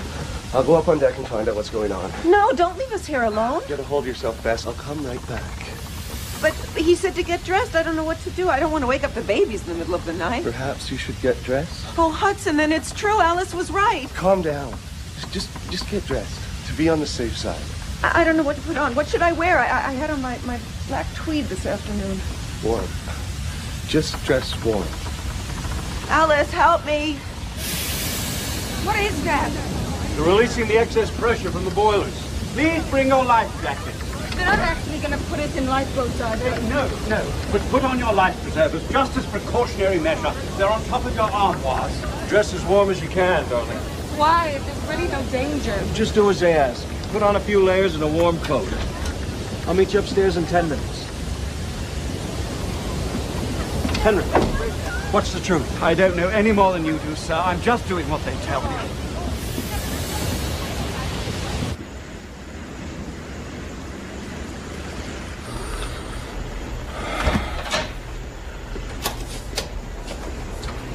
You look fagged, Evans.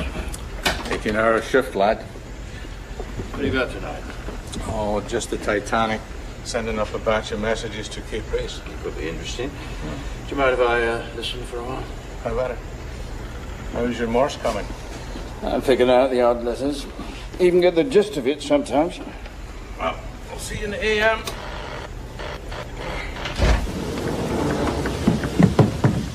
Prepare to call for assistance. We've struck an iceberg. These are the coordinates. Which call should I send, sir? The international call for help, CQD. Come quickly. Distress. Just that. Hi, sir. Oh. I'd hate to be the captain's shoes when he tells Astor and these rich mucky mucks they're going to be a week late getting to New York, eh?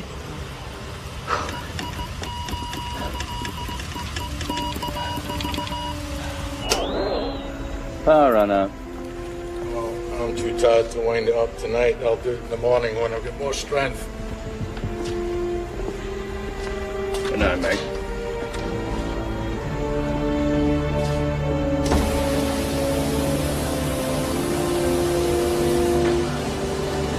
Throw the covers back. Go smartly there. Don't tangle him in the folds. This is no joke. Don't you know what to do here?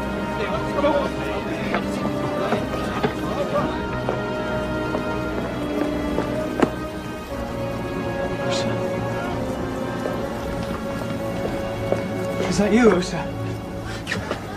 Come on. Follow me. We've got to get up to the boat deck. Hey, what's the matter with you? Come on. Bloody hell. Don't ask me questions. Ask nothing. Don't touch me. Look, Osa, I'm trying to help you. No, calm down. I need man. Hey, I'm not just any man. You know. Hey, look, I don't know what's happened, but you have to listen to me. You've got to come up with me to A-deck where it's safe. My girl? There's Elsa! Look at this! I knew no good would come out of you. What have you done to her? I found her. I would never hurt her. Take the children down to the common room and find your father. She's been beaten. Lord knows what else. The crew come down here helping themselves, touching the girls and saying bad words. Think we're weak because we're people of God. Maybe they never heard of God's vengeance. But report this to the captain, I will. The captain don't quite have the time right now to be hearing complaints. Now's the moment, lad. It couldn't be better. I can't come now. She's hurt. Something's happened. I can't get it out of her. Let our people take care of her. We have work to do, you and I. Are you, coming then, Mr. Dickey?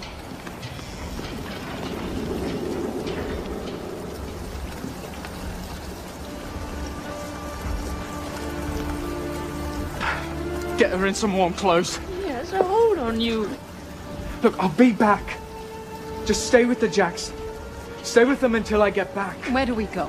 What do we do? Do you people understand anything? Go to the common area and wait for instructions. Come on! Watch out for her. I'll be back. You can't count on him. Not a man like that. Oh, my girl. You're locking it? Just trying to keep things orderly. Looks like they're loading up the lifeboats. I never imagined this in my wildest dreams. People leave their staterooms in a panic. We go in and clean up after them. But what about the people down there? Come on. Time is money.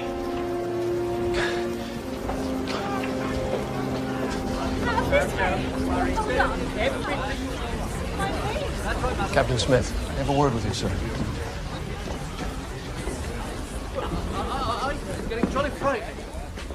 I'd appreciate a true appraisal of our situation.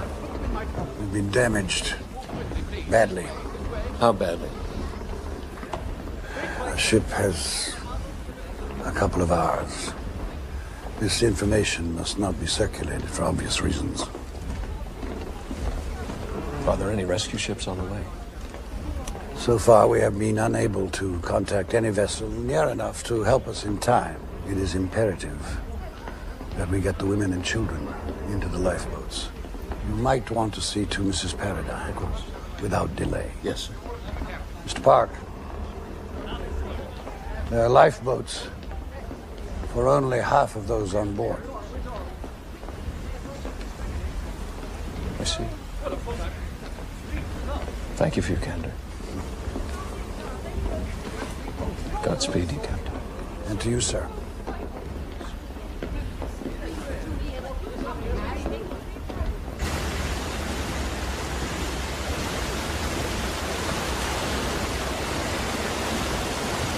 We'll see you later.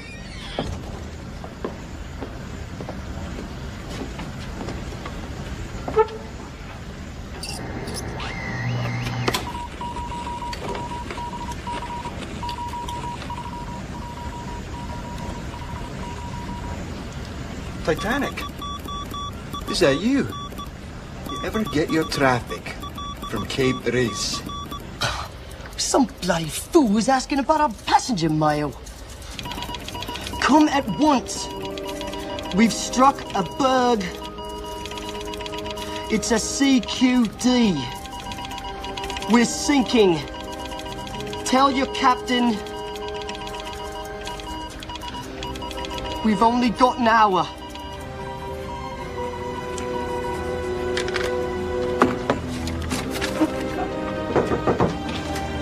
What in the name of heaven? It's a Titanic, sir. She struck an iceberg. She'll sink within an hour. Dean, turn the ship around immediately. North-northwest. Aye, Captain. Are you certain of this message? Absolutely, sir. Folks will survive 20 minutes in this freezing water. Send word to Captain Smith we're coming fast as we can. Even at full steam, it'll take 4 hours to reach her.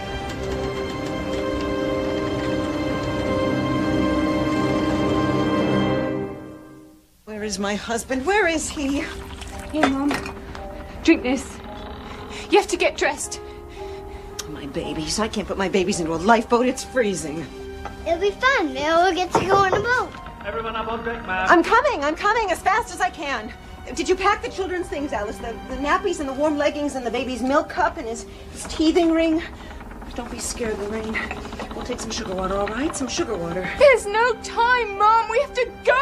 I can't go without my husband. I'm not leaving without my husband. Alice? You get Lorraine, Mom. We're gonna drown. Wait! You must wait for my husband! Come on up, sir. Alice! Come back here! Come back here right now! You must have the cotton for Trevor's little ear, and you don't have the sugar water! Are we going to drown, Mommy? Oh, no, of course not. No, it's nothing but a drill. It's just some kind of a drill. Oh, my poor darling little girl. People, please listen to your instructions. This group will be in boat 4, and this group will be in boat 8. They will be ready momentarily. All right, yes. The important thing is to keep warm. Here, glad I grabbed these on the way up. Hey, put on that life vest. Doesn't do much for a lady's figure, but... Hey, no room for luggage, Buster. Leave everything. I even left a wad of money rolled up in a pair of French bloomers. And embroidered, but what the hell? Darling, you look so grave. Aren't there enough boats? No, they're taking the women and children first as a precautionary measure. Then I'll wait and go when you do. You have to get on with the other women. We'll be together in a few hours. In heaven or in hell. We'll be ready in just a minute. I want to know the truth. We have about an hour before this ship sinks. I'll take you to a lifeboat and find you later. In a few hours, we'll be having breakfast on some freighter. Is that a promise? Now, ladies and gentlemen, would you all please line up by the door and please keep order here. That is the main thing. Yes, come on, ladies.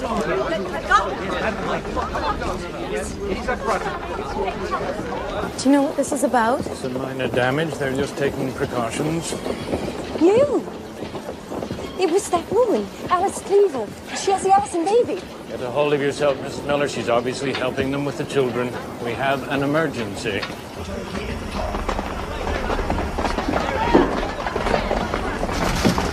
Locked!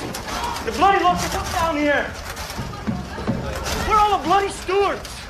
Go back! Go back the way we come!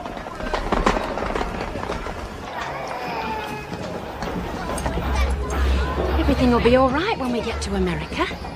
Everything will be all right once you're baptized in the Lord's church. We'll never be baptized. Of course you will, of course. We will not let an iceberg stop us. We will not. I am damaged goods. Oh, my Lord, girl. You can't give up because some bloody bully forces himself on you. Do you think God will hold you accountable? He tests us in every way. Fight the good fight of faith. Do you think Clorinda Jack goes down with a whimper? Clorinda Jack goes down with a sword. Listen! The water's ankle deep in some of the cabins in the front. Nobody tells us what to do. Aye, we laid eyes on one of the stewards. He said an officer was coming. Well, where the hell is he? We're locked up down here. We must wait. Clorinda, play some music. We must keep calm. Keep our spirits up. Show the children what courage is.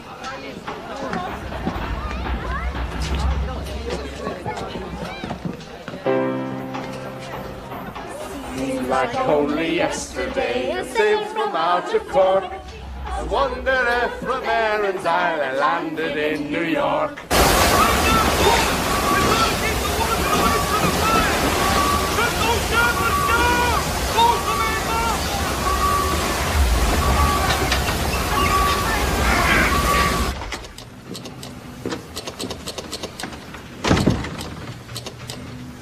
Any response? No. The ship seems to have stopped for the night, like we have. Well, alert me of any changes. How are we resting on the chart room settee? Keep a lookout. You hear the old man? He'll want to know if she comes any closer. Just what I'd be longing to do, wake him up.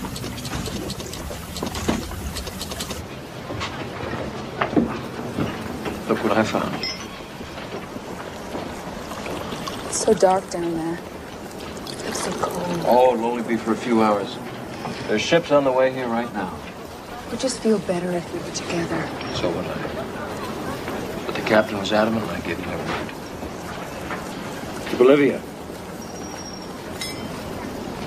We'll get there, won't we? Next year, we'll be sitting on our terrace in Paz, looking down on all the red tile roofs. With Claire, too. There's something I must tell you about Claire. I love her. Without even knowing her, I love her. Almost as much as I love her mother. Think of the stories we can tell her. We'll look back on this as a real adventure. It's got everything. Action. Danger. Romance. We'll brag about this to our grandchildren. Grandma and Grandpa were on the Titanic.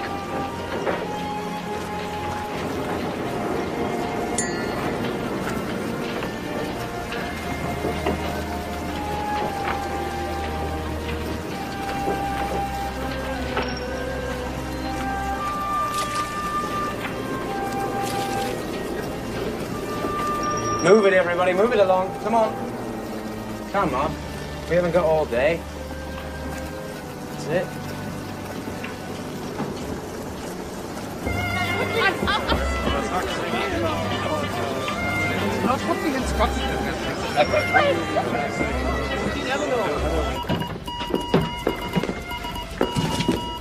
Isn't that lovely? Music to drown by. Ah, so what's the happy news from the bridge? Oh, it looks grim, Phillips. We're sinking by the head. Yeah, they're going to start loading folks in the lifeboat soon. So, any word from the Carpathia? Yeah, hours away, but still our best bet. I'm sending out the new signal, SOS. Oh, might be our last chance to use it, eh? Yeah, right. What a sorry sight that'll be, eh? I mean, the classiest ship ever built, towed down by a rust bucket. God, bless her.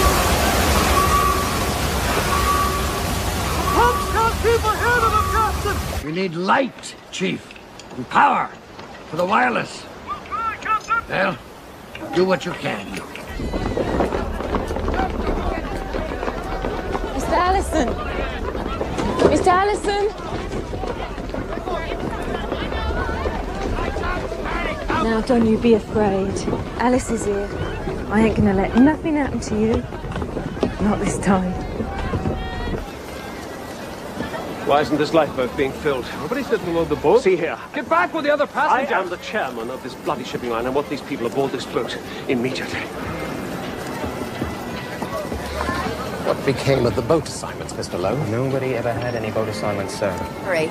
If it is serious, we must make sure to get on a lifeboat. We'll take this one.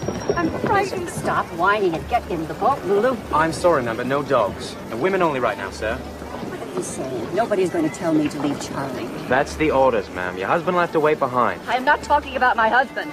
I'm talking about Charlie. I'm not going to leave my helpless little dog on a sinking ship. Come on, Lulu. You can't let these few women go alone. You heard me. No men, no dogs. Charlie will sit right here. Thank you. Please. Right this way. Won't you step? Right this way. Please, won't you step? We can't fill these boats to capacity, sir. 65 people and they'll buckle under the weight.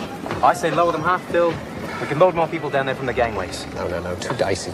How long do you think they would last if they went into the drink? My God, man, that water's 28 degrees. Better to take that risk than to kill them right off, sir. You men know how to row? Think so, sir. Good. Then you're in command of this boat. Stand by the aft gangway and be ready to receive more passengers. Aye, sir. Now, are there any more ladies before this boat goes? Me, sir. Me and my baby. Yes, of course. Let one of the men hold your baby while you get in. I'll take him. Yes. Hello. Sweet baby. Can't get on the boat. I don't want no strangers holding my boy. It's only supposed to be ladies and children. All right, men. Don't let him Let's off. go. Come on. Everything will be all right, folks.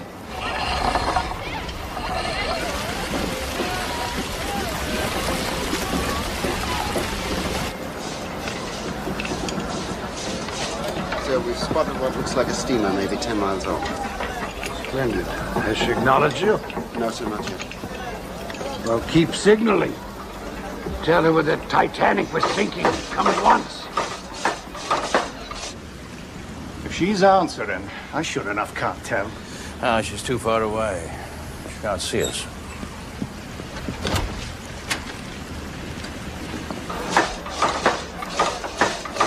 Any response, sir? No response. I thought I saw something, but it was only her masthead light flickering. Fire some rockets. Yes.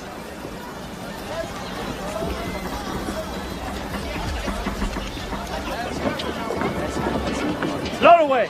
Load away! If you get the hell out of the way, they'll be able to do something. You're not going fast enough. Quicker! If they go any faster, they'll drown the whole lot of them. You know who I am. I don't care. If you're the bloody Prince of Wales, you move back or I'll knock your teeth down your throat. Don't you point your finger at me, young man. Couldn't have asked for more. They sent me down here to lock up all the staterooms to prevent looting. We got enough. Haven't even started yet. I saved the purser's office till last. People won't have time to get stuff out of the safe. What about the people downstairs? I told them I'd be back. Plenty of time to be a hero, sunshine. Plenty of time. Yeah, but all hell has broke loose. They're firing rockets. Ah, lovely. Key fit perfect. Fortune smiles. An act of God. That's what I say. What do you say? I say we stop worrying about how to get off this damn boat.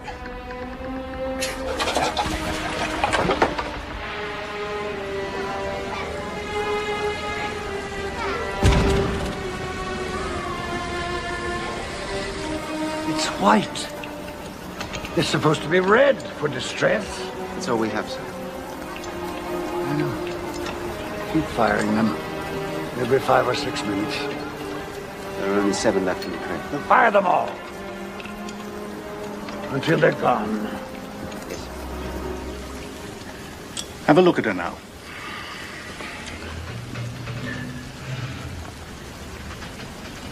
Another rocket. How many is that now? 3? Ship's not going to fire rockets at sea for nothing. And maybe they're in some sort of distress.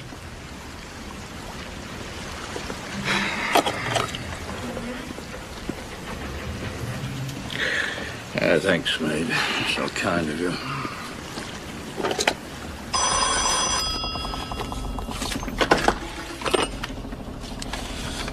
What do you want? It's Grove, sir. That ship's firing rockets. 3 so far. Are they private signals? He's asking if they're private signals. Fishermen's flares? No, just tell him the rockets are white. Captain, all we know is the rockets are white. But try the lamp again. If you get a reply, let me know. Yes.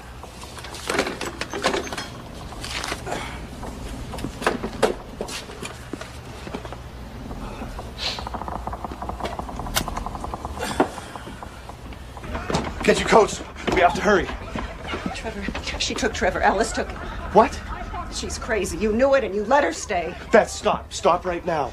Where did they go? Where did she take him? How should I know? She ran out in the hall and all those people, and I couldn't leave Lorraine, and I didn't know where you were. You just left us here. You let her take the baby? She grabbed him. I couldn't stop her. You weren't here. It's not my fault. We don't have time for this. Get your coats and go up to the boat deck. Where are you going? I'm going to find Trevor. I'll meet you up on the boat deck. Bess, you have to be strong now. We both must be strong. Oh, baby. I'll find him. I swear to God, I'll find him. All right, Lorraine, come on, come on. Come on. Everything will be all right, Mommy. Don't worry.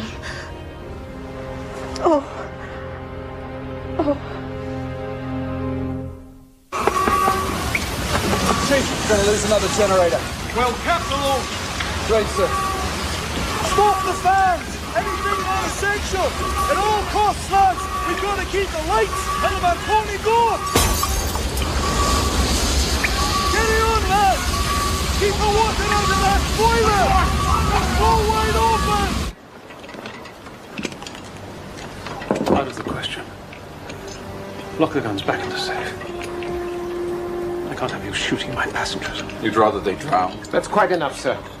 We've too few men to control a mob. Should it come to that? Just keep in mind that a number of our passengers are very influential people. Just remember that. I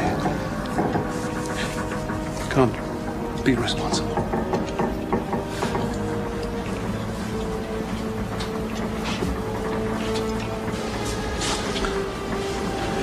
So don't offend anyone in first class by blowing their brains out. Mr. Lighthollow. Here. Take it.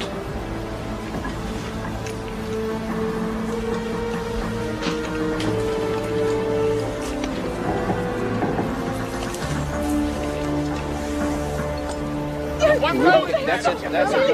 Sit down, please. Don't be scared. These boys know what they're doing. That's right. Okay. You're going too. No, no, no. Come along. I'm going on good night. Don't take your hands off me. There we go. No! Nobody tells Molly Brown what to do. You rotten scrubs. Captain Smith's going to hear about this. Still. Oh, you shut up. Stand alongside. We're ready to take on additional passengers.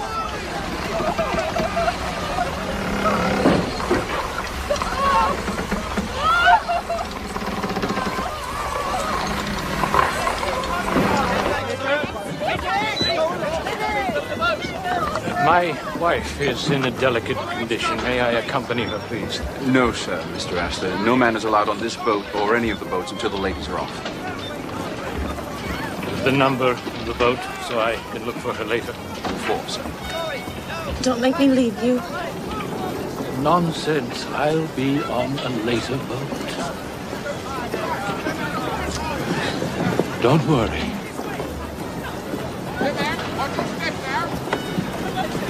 Look after her, please. On my life, Mr. Astor. On my life. The boy cannot go. Of course he can go. He's only 13. Lost. No more boys. Here. No. Here, Sophia. Take it. You'll need it. Ida, take your place. We've been living together for many years. Where you go, I go. I don't think anyone would object to an old gentleman like Mr. Strauss going with his wife. I won't go before the other men.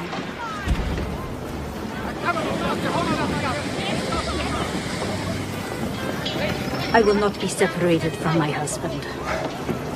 What am I to do with you?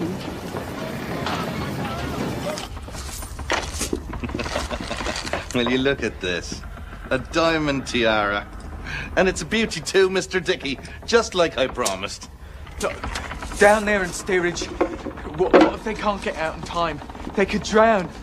Can't save the world, lad. Not likely. How do I look? We'll cozy our way onto one of the boats. We're taking spots meant for women and children. Some poor cows and their mangy kids down in steerage that'll never know the difference. I don't think I could live with myself, taking a woman's spot in the boats. Have you gone daft? Look, I don't think I could live with myself if I didn't try to help. There, take it. It's yours. I'm not going. Have your senses left you? The people down there in steerage, I can't just leave them there. They don't know where to go. There's the Jacks and Osa. You're worrying about your little beach, aren't you? More like a sack of potatoes, if you ask me. Don't worry. They'll get them up here in plenty of time. You can have your turn on her. Mind you, there's been a long line of them before you. Dirty beggar. It was you! You're the one! What did you do to her? What did you do? She was begging for it. No! Crush your skull wide open if I'd mind. But I've got more important things to do. You're a dead duck anyway, laddie. Give it up, boy. You're going down with the ship. Well, in that case, I ain't gonna be needing no tiara. Save yourself, boy. Save yourself! Hey, out of my way!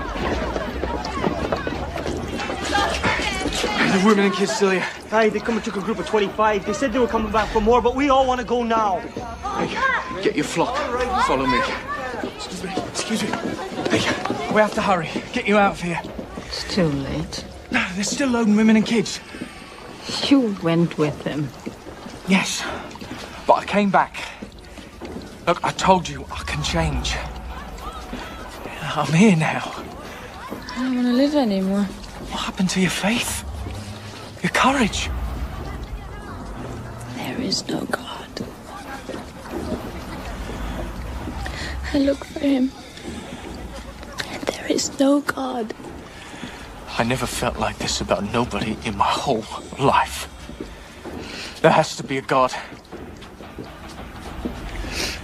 He brought you to me. Come on. Excuse us.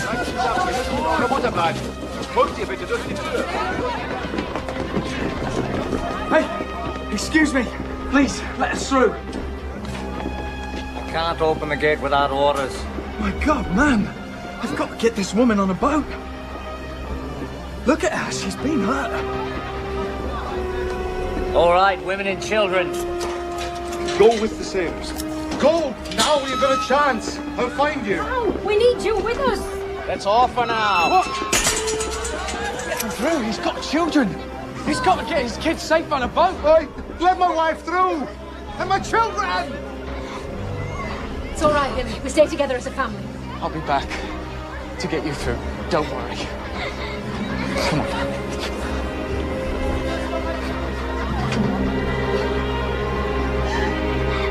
Let us through. You'll have a peach orchard in Minnesota. You'll have your whole family from Denmark. I bet you even become a nurse. Go on. Careful with her.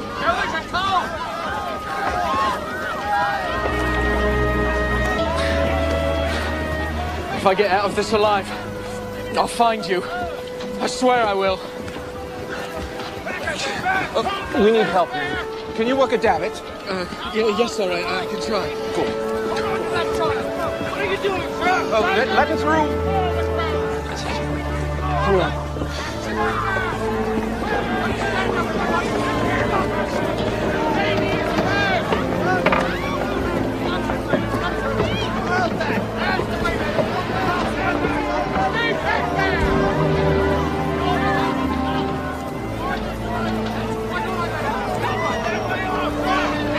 There's nothing but women and children in this boat. Mr. Lowe, take it all. No, sir, not me. Get into the blasted boat. That's where you need it most right now. But, sir, that's an order. Oh, I'm an excellent swimmer, remember? When I can't go without you. Yes, you can. One foot in front of the other. Think of it. Tell me about her again. She's smart, very smart. Right. Tell me about her horse. It's an Indian paint. She calls him Paint. When I'm trying, obviously I am. Keep moving. Coming through. We don't have much time. Go, just get into the boat. When I can't leave you. You couldn't abandon your daughter. We both knew that deep down. We had a few days. That's all it was. Please don't say that. Now. You must go now. Get into the boat.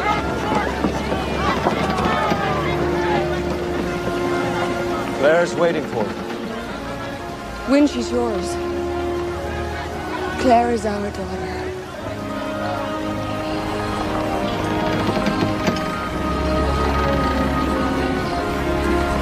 Please forgive me. I love you.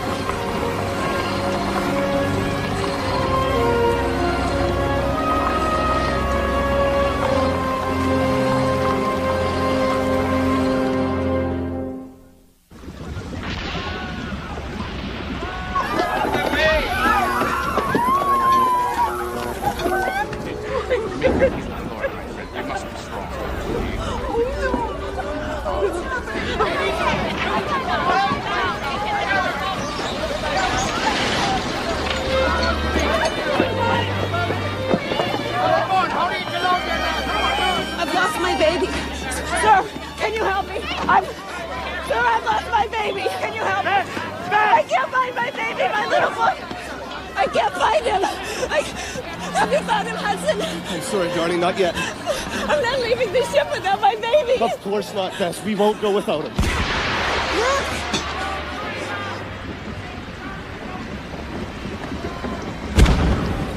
Look at the lights. Pretty lights.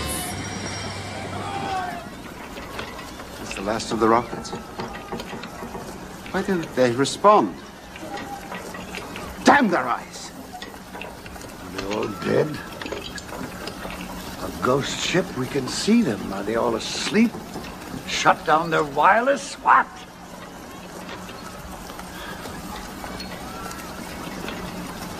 Never mind anymore. Go help with the boats.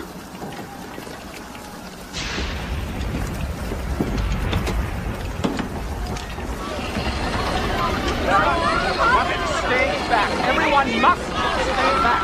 Everybody back away.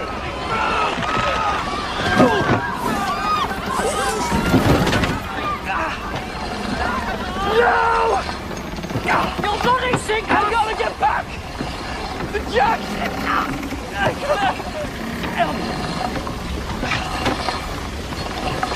Stand back! Stand back! Stand back! Women and children. Women and children. Ladies! Any more ladies?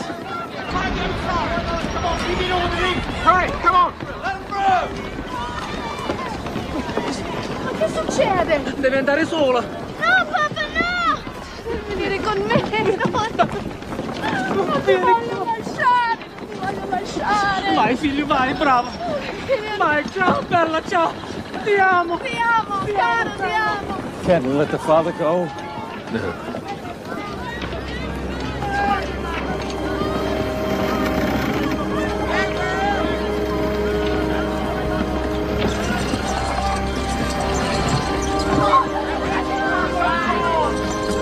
A man!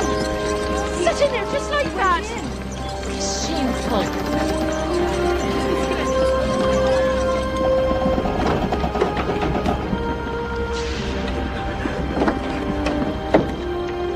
Where's my baby? There's no more time.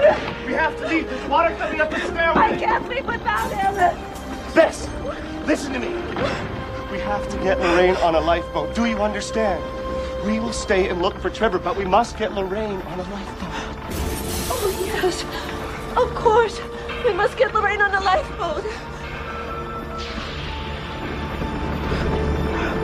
Move away! Move away!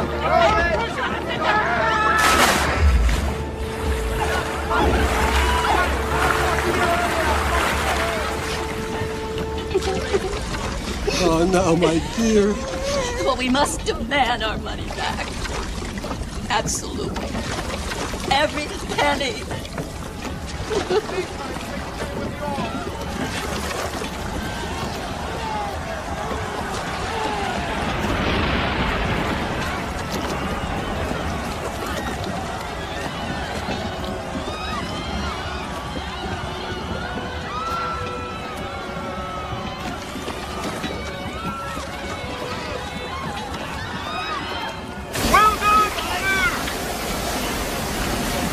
Funny lads, still at the stations.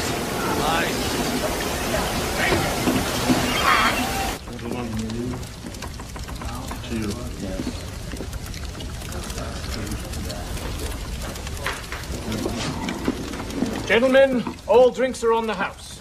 I'd ask for ice, but this is ridiculous. Cheers.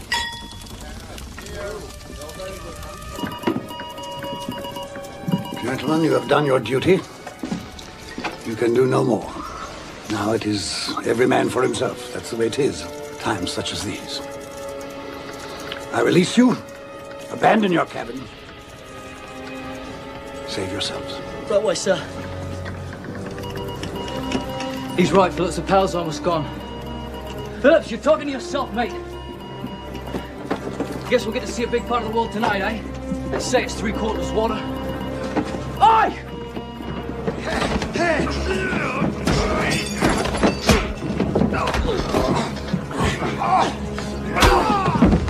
Blimey, you've killed him. Well, he didn't deserve to die like a sailor.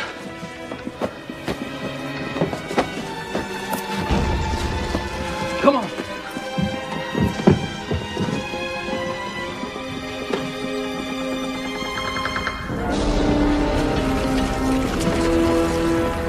Lighthauler, let's get these people on board quickly, please. Where do you think you're going? Where's our boat then? You can't come up here, this boat is full. What about the rest of these lads? This boat is full, now get back. Sod that! I'll shoot the next man who moves.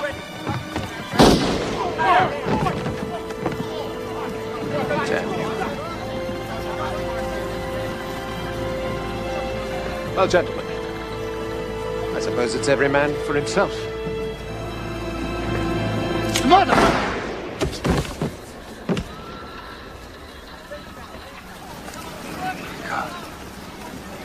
Why have you deserted us?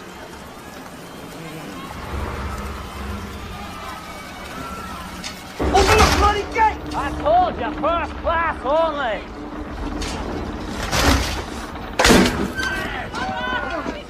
This way.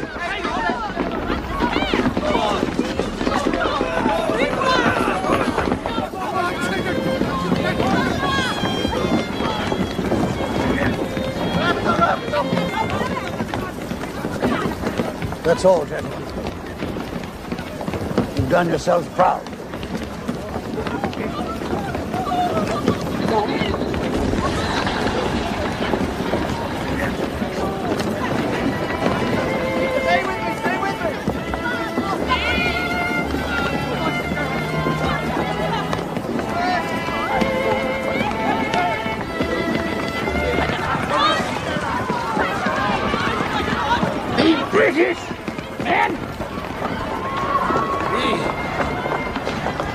British.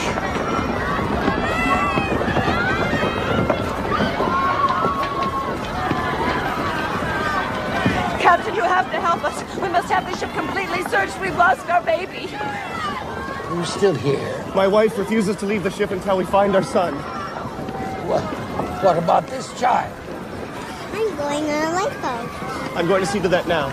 I'll get her into a boat with a responsible person. There are no boats. Oh my God! My babies! There has to be something. A collapsible.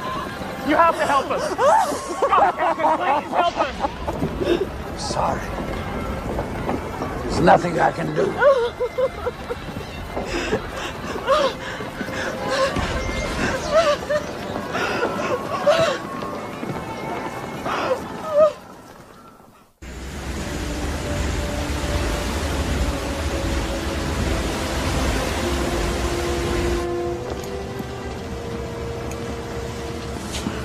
Doctor, have some of the mates bring a dozen heavy deck chairs below.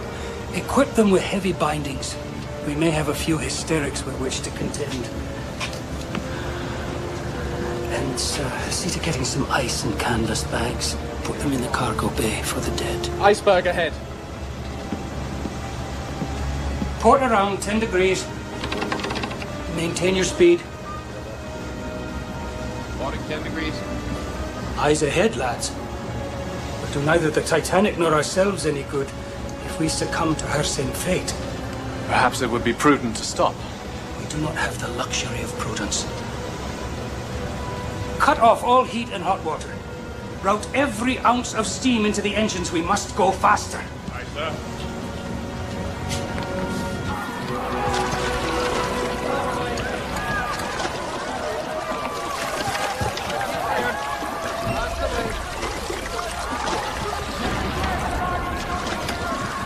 They told us to wait near the ship for survivors. When the ship goes down, she'll take everything with her. Those people. The Jags. We still have room on this boat. Trust me, man, we'll go back, all right? We just have to wait a bit until things calm down. There could be hundreds of people trying to get on this little boat. We'll end up saving nobody. We can't leave all these people.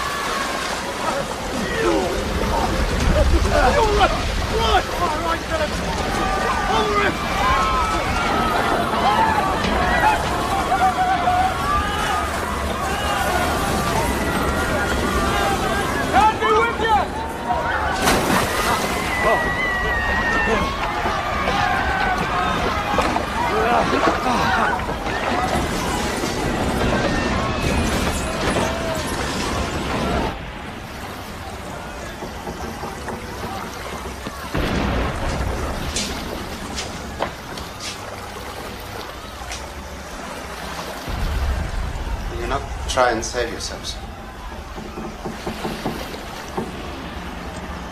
There's a line often quoted in the newspapers. God himself cannot sink this ship. But she was appropriately named. The Titans dared to challenge the gods, and for their arrogance, they were cast down into hell.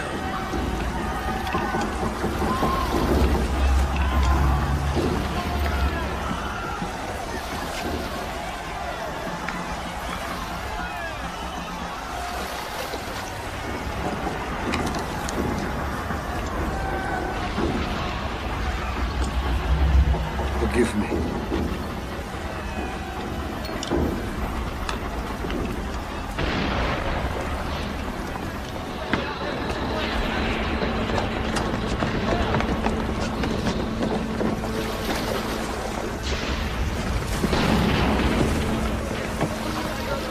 Papa, where's our boat?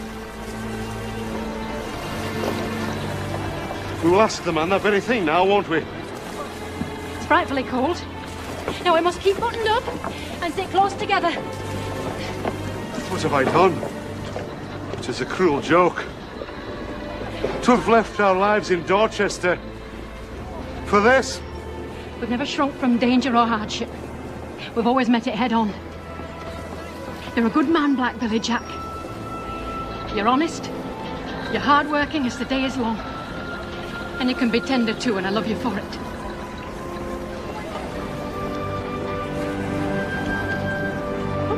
Look! Have you ever seen so many stars? Must be a million. Billion, trillion.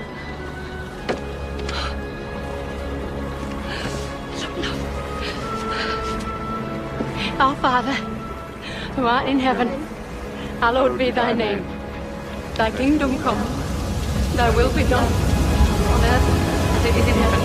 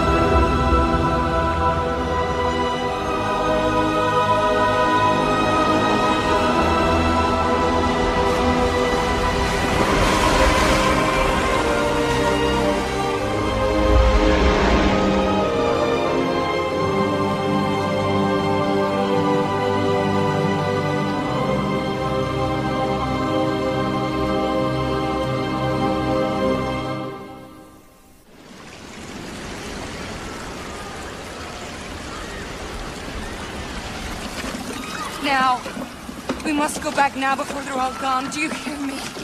Please, sir, we must go back. It's all right. We'll go back. Come on, let's go. You fools! They'll drag us under. They'll swamp us. He's an animal. He forced me. She's crazy. Down here. Can't let her drown. Leave me be. All of you. Get back in your places. But calm down now. Get back in your places, all of you. You're lower than an animal. Animals wouldn't do this to their own kind. Do you hear me, miss? Can you hear us? Sit down. You see me? Reach for the oar, man. I said, sit down!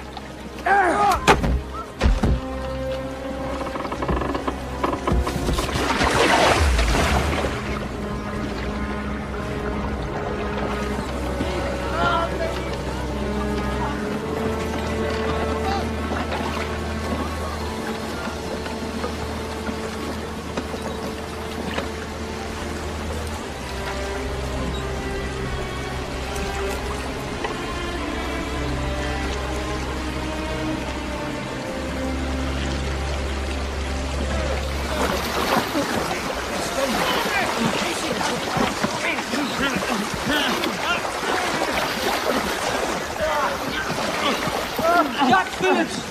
Wireless operator! Anyone see Phillips? We've got to paddle away before it pulls us under. Get back! Get! There's no more room! Stop! Stop! You'll founder us! Stop at once! This room is for Lord Dolan. Keep your wits about you. Now spread out! Even the load! Hang on, old man.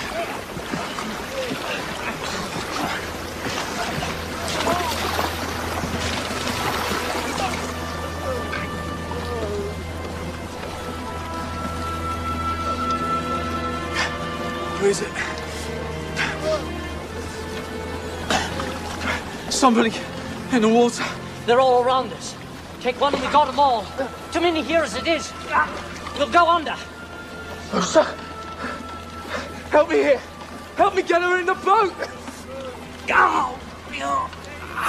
It's okay, take hold on, sir. Take hold of my hand. I'll bring you in. Never fear. I got you.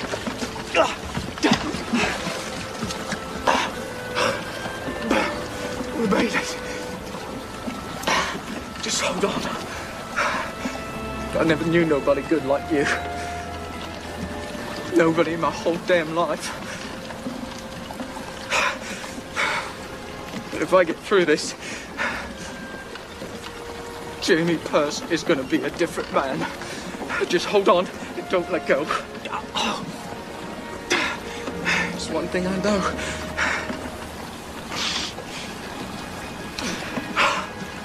I love you.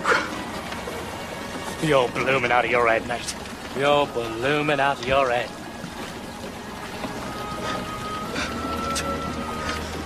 Where is he? No, sir. He was here. I know he was. I could feel you. It wasn't a dream. Oh, sir!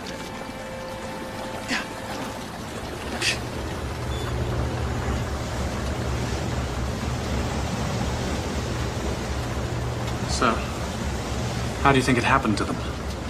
I would not venture a guess. E.J. Smith is the finest master in these waters. Maybe nobody can master the sea. Ice ahead.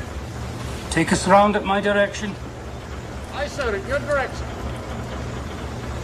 How long can they last in that cold water? Not long. A few minutes, perhaps. An easy death. I don't know if there is such a thing.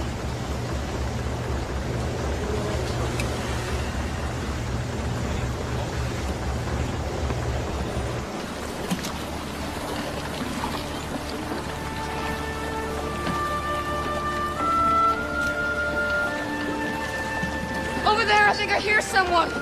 Where?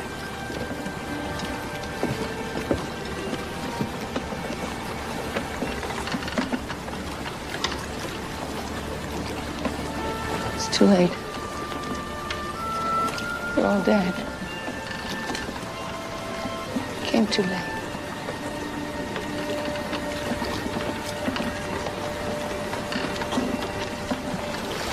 Everyone carefully lean your weight to counter the swell. Keep it balanced and stay alert.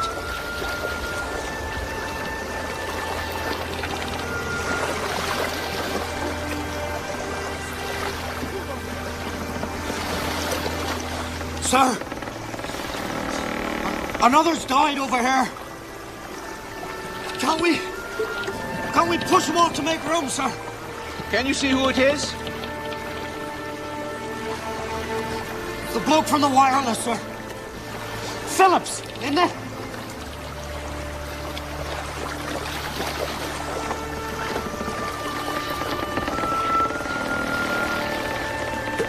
You only want to see the world, sir? Cover him with something. And see if you can't keep him with us.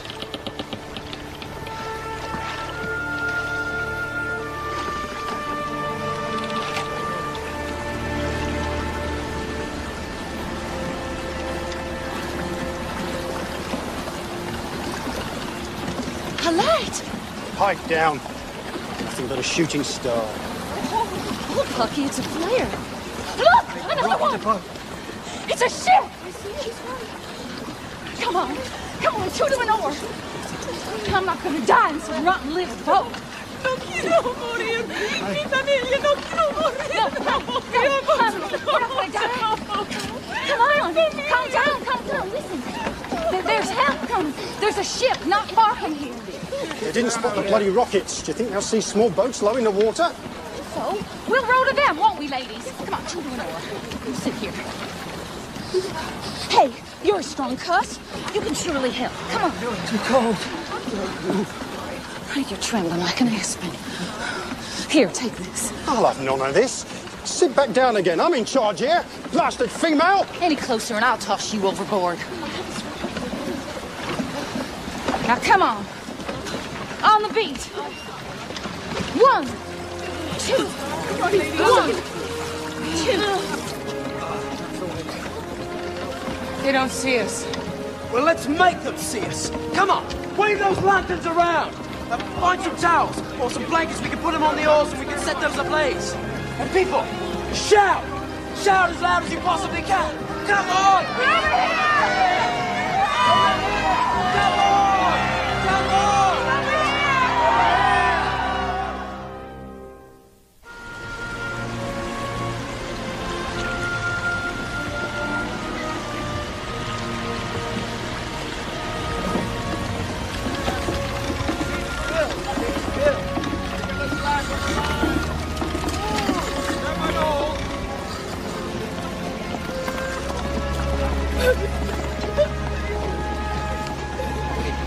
This is your baby mum. Of course. What do you think?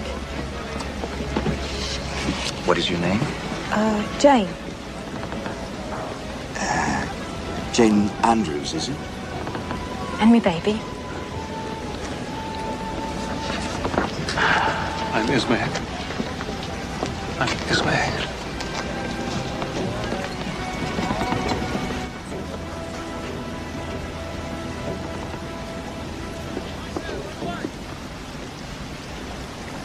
This is the RMS Carpathia. I'm Captain Arthur Rostron. 5th Officer Lowe, sir. My ship foundered at 2:40 this AM. We struck an iceberg at 11:40. How many people were left aboard? Hundreds. Hundreds. Perhaps 1,000. Perhaps more. They've all gone down with us, sir. Do you understand? It's just gone. Go below, lad. Get yourself warm. Yes.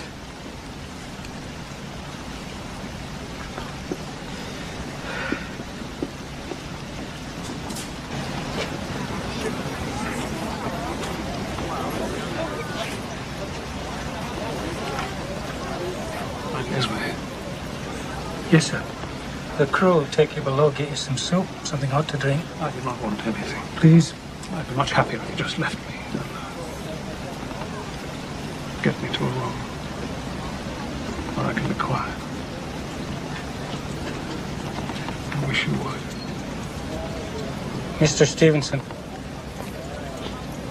take Mr. Ismay to my quarters.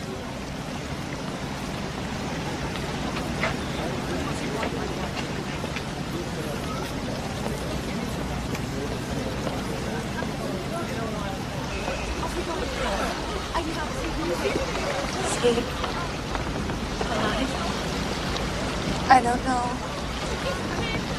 Could it be? My husband.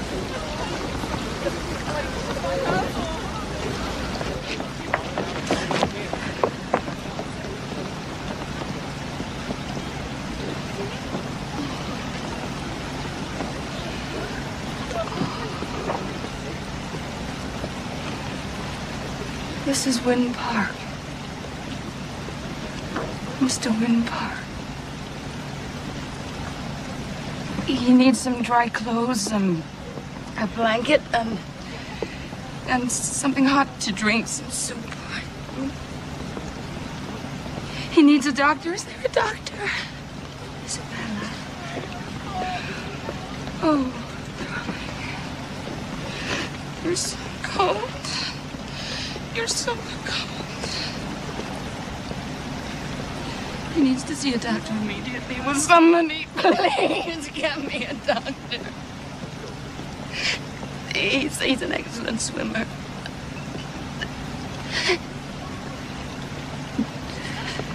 He said he'd get to me no matter what happened, and he did. Madam, I'm afraid. Please, don't say it. Because I don't want to hear it. We're going to the past. We're going to sit on our terrace and look down on the red-tiled roof. When... Just breathe, darling. Just show them you can breathe, darling. Just breathe. Just breathe. Please, Mom, let me help you. No, please let me go. He needs me. Isabella, there's nothing you can do, anybody can do. Mr. Park is gone. He's gone.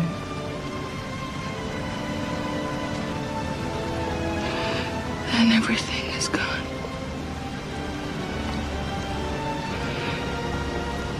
Everything.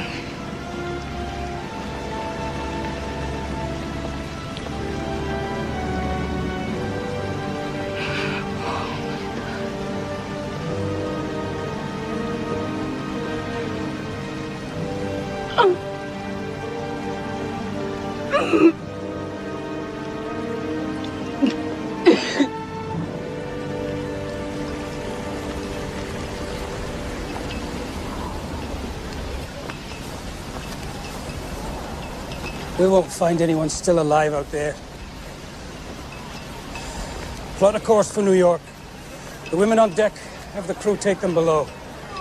As soon as we depart, we're going to realize they're widows. Yes, sir.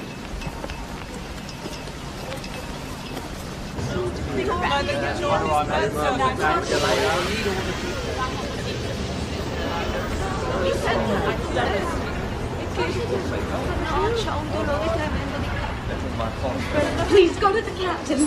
Tell him the ship can't leave yet. Madam. You don't understand. My husband is still out there.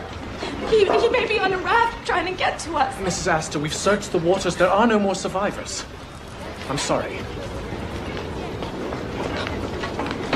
Isabella. $300,000. Securities. My entire Paris wardrobe. 12 pairs of shoes. Good shoes. 2, 3. Your dog? Don't give me that look. He sat on my lap. And Mr. Foley, whose lap did he sit on? How many people were in your boat? How many people? 20, 30, I don't know. We had no room. There was room for 65. I lost everything, too. Look at me. I am a sight. Not even any face powder.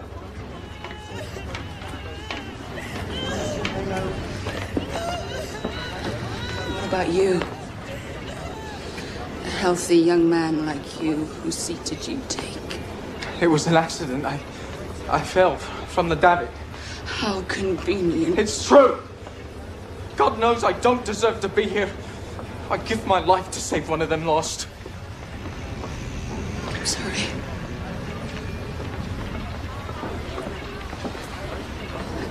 I don't deserve to be here either. Excuse me, have you seen this girl? Excuse me, I'm looking for this... I'm looking for this girl. Osa Ludvigsen, Danish.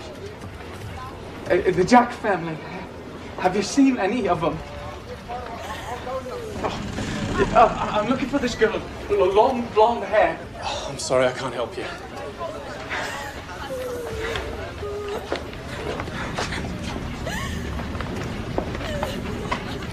Osa. I've been looking. You're all right. I wouldn't have left him if I'd known there weren't enough boats. Excuse me, ma'am. I thought you were somebody else. I'm sorry, ma'am. He's wearing a red coat and a little Titanic. Doc wants to take my leg. Says it's frostbite. Not gonna let him though. Not about to lose it, right? Now, eh? Just gotta keep it moving. Hey! Hey, can you give me a hand here? Yoo-hoo, over here! Yes, ma'am.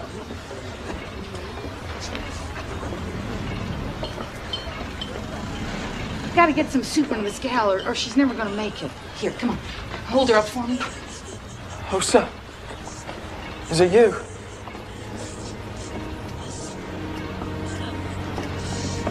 It happened, didn't it? You came to me in the lifeboat. I was trying to keep you from falling back in the water, but I closed my eyes for a second, and when I opened them, he was gone. Honey, you was dreaming. She was pushed out of the boat. Mrs. Paradine and Officer Lowe pulled her out of the drink.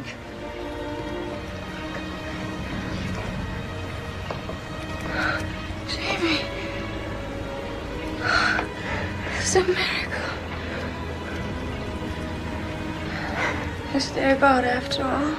Yes, and he wants you to drink this soup. Here. You gotta get some nourishment. Go on. The Jacks? I haven't found them yet. Not even the children? Not even the children. All those people. They're gone. Good people. And look at me. Common thief. Why am I still here? What kind of God would permit that? What's the reason? Maybe there's not such a thing as a reason. Accepted. A gift.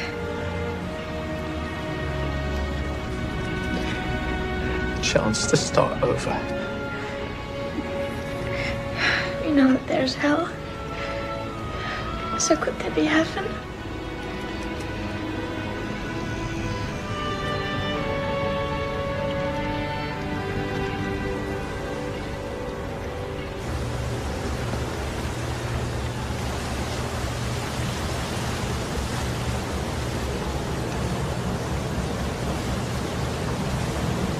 Mrs. Paradine, you must come down below. It's cold. The ocean's so big, isn't it? And it makes one feel so small, so insignificant.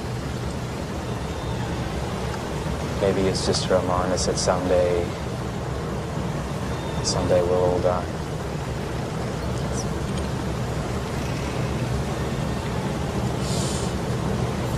Ship of widows. It's good, that we don't know how things is going to end in the beginning.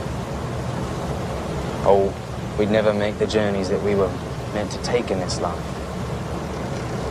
The journeys that make us who we are. You're a good man, Officer.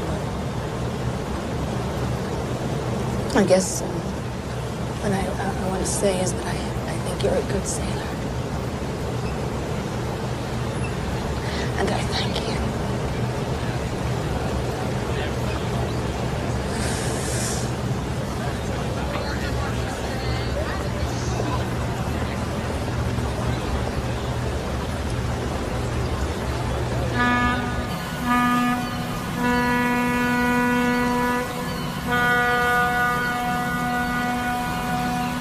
Look this way, please.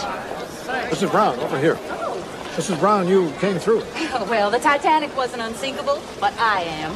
How do you feel about the White Star Line? In Leadville, Colorado, where I come from, Mr. Ismay would be hung up on the nearest pine tree. Did you lose much? Everything I own is at the bottom of the sea. But don't mention it. No, the real shame is that those lifeboats left half empty. Mrs. Brown, what are your plans? I'm thinking of running for the Senate. Well, I survived this, I could survive politics.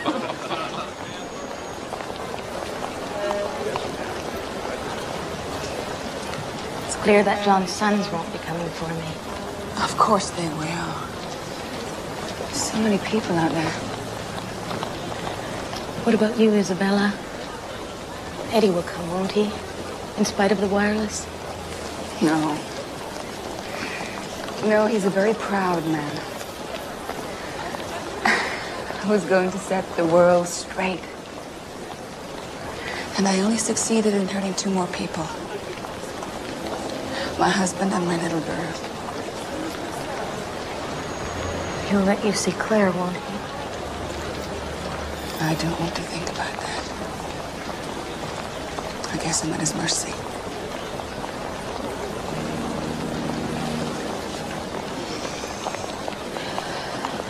I recognized her from a picture I'd seen in a London newspaper. Alice, now we know who you are. Give the baby to Mr. Allison's brother here. He'll take good care of him. I saved him. Yes, you did. But he's not your child. Come on now.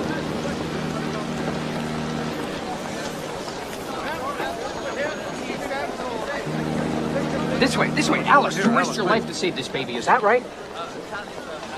I risked my life. Alice, we understand what you've been through, but can you give us a little smile for the camera, Alice? Pretty girl like you. You're a real hero, Alice. Am I? Your courageous story is going to be in papers all over the country. Is that so? Have you anything to say to the people of America? His mother, she'd give him to me. She knows what a strong girl I am. And the ship was going down, and there was pools of water rushing down the hallway. And she knows she can trust me to get him safe. I saved him.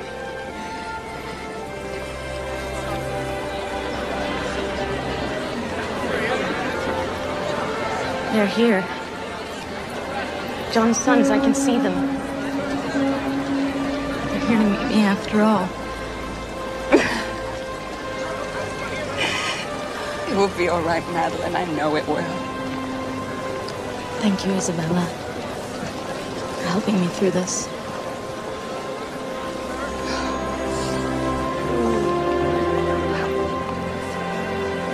Goodbye, Madeline.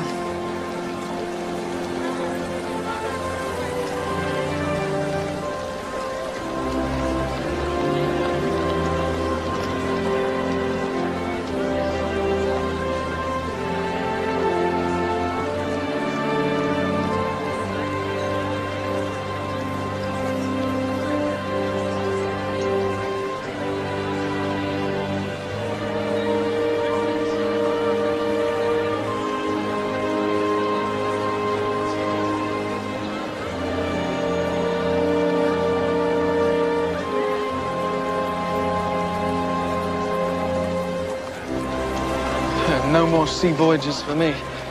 Figure I beat the odds this time. I'm not going to be testing fate again. Are you still going to California? Actually, I was thinking about Minnesota.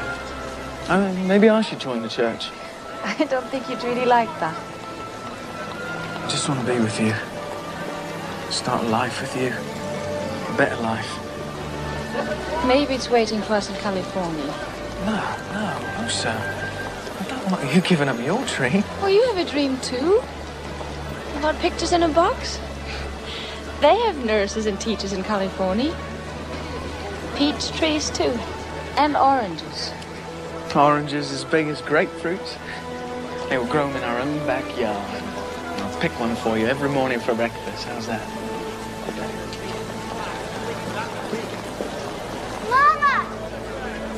Mama, over here!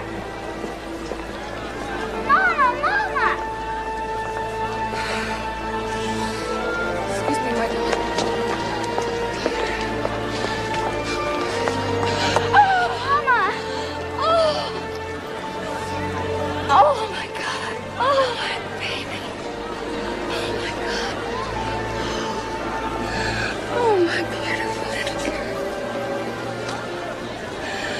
love you.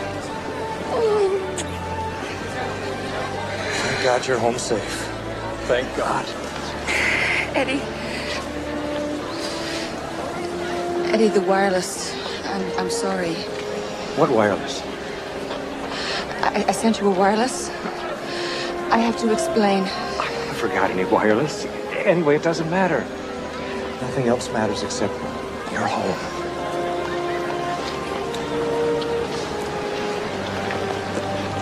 Yes, you're right.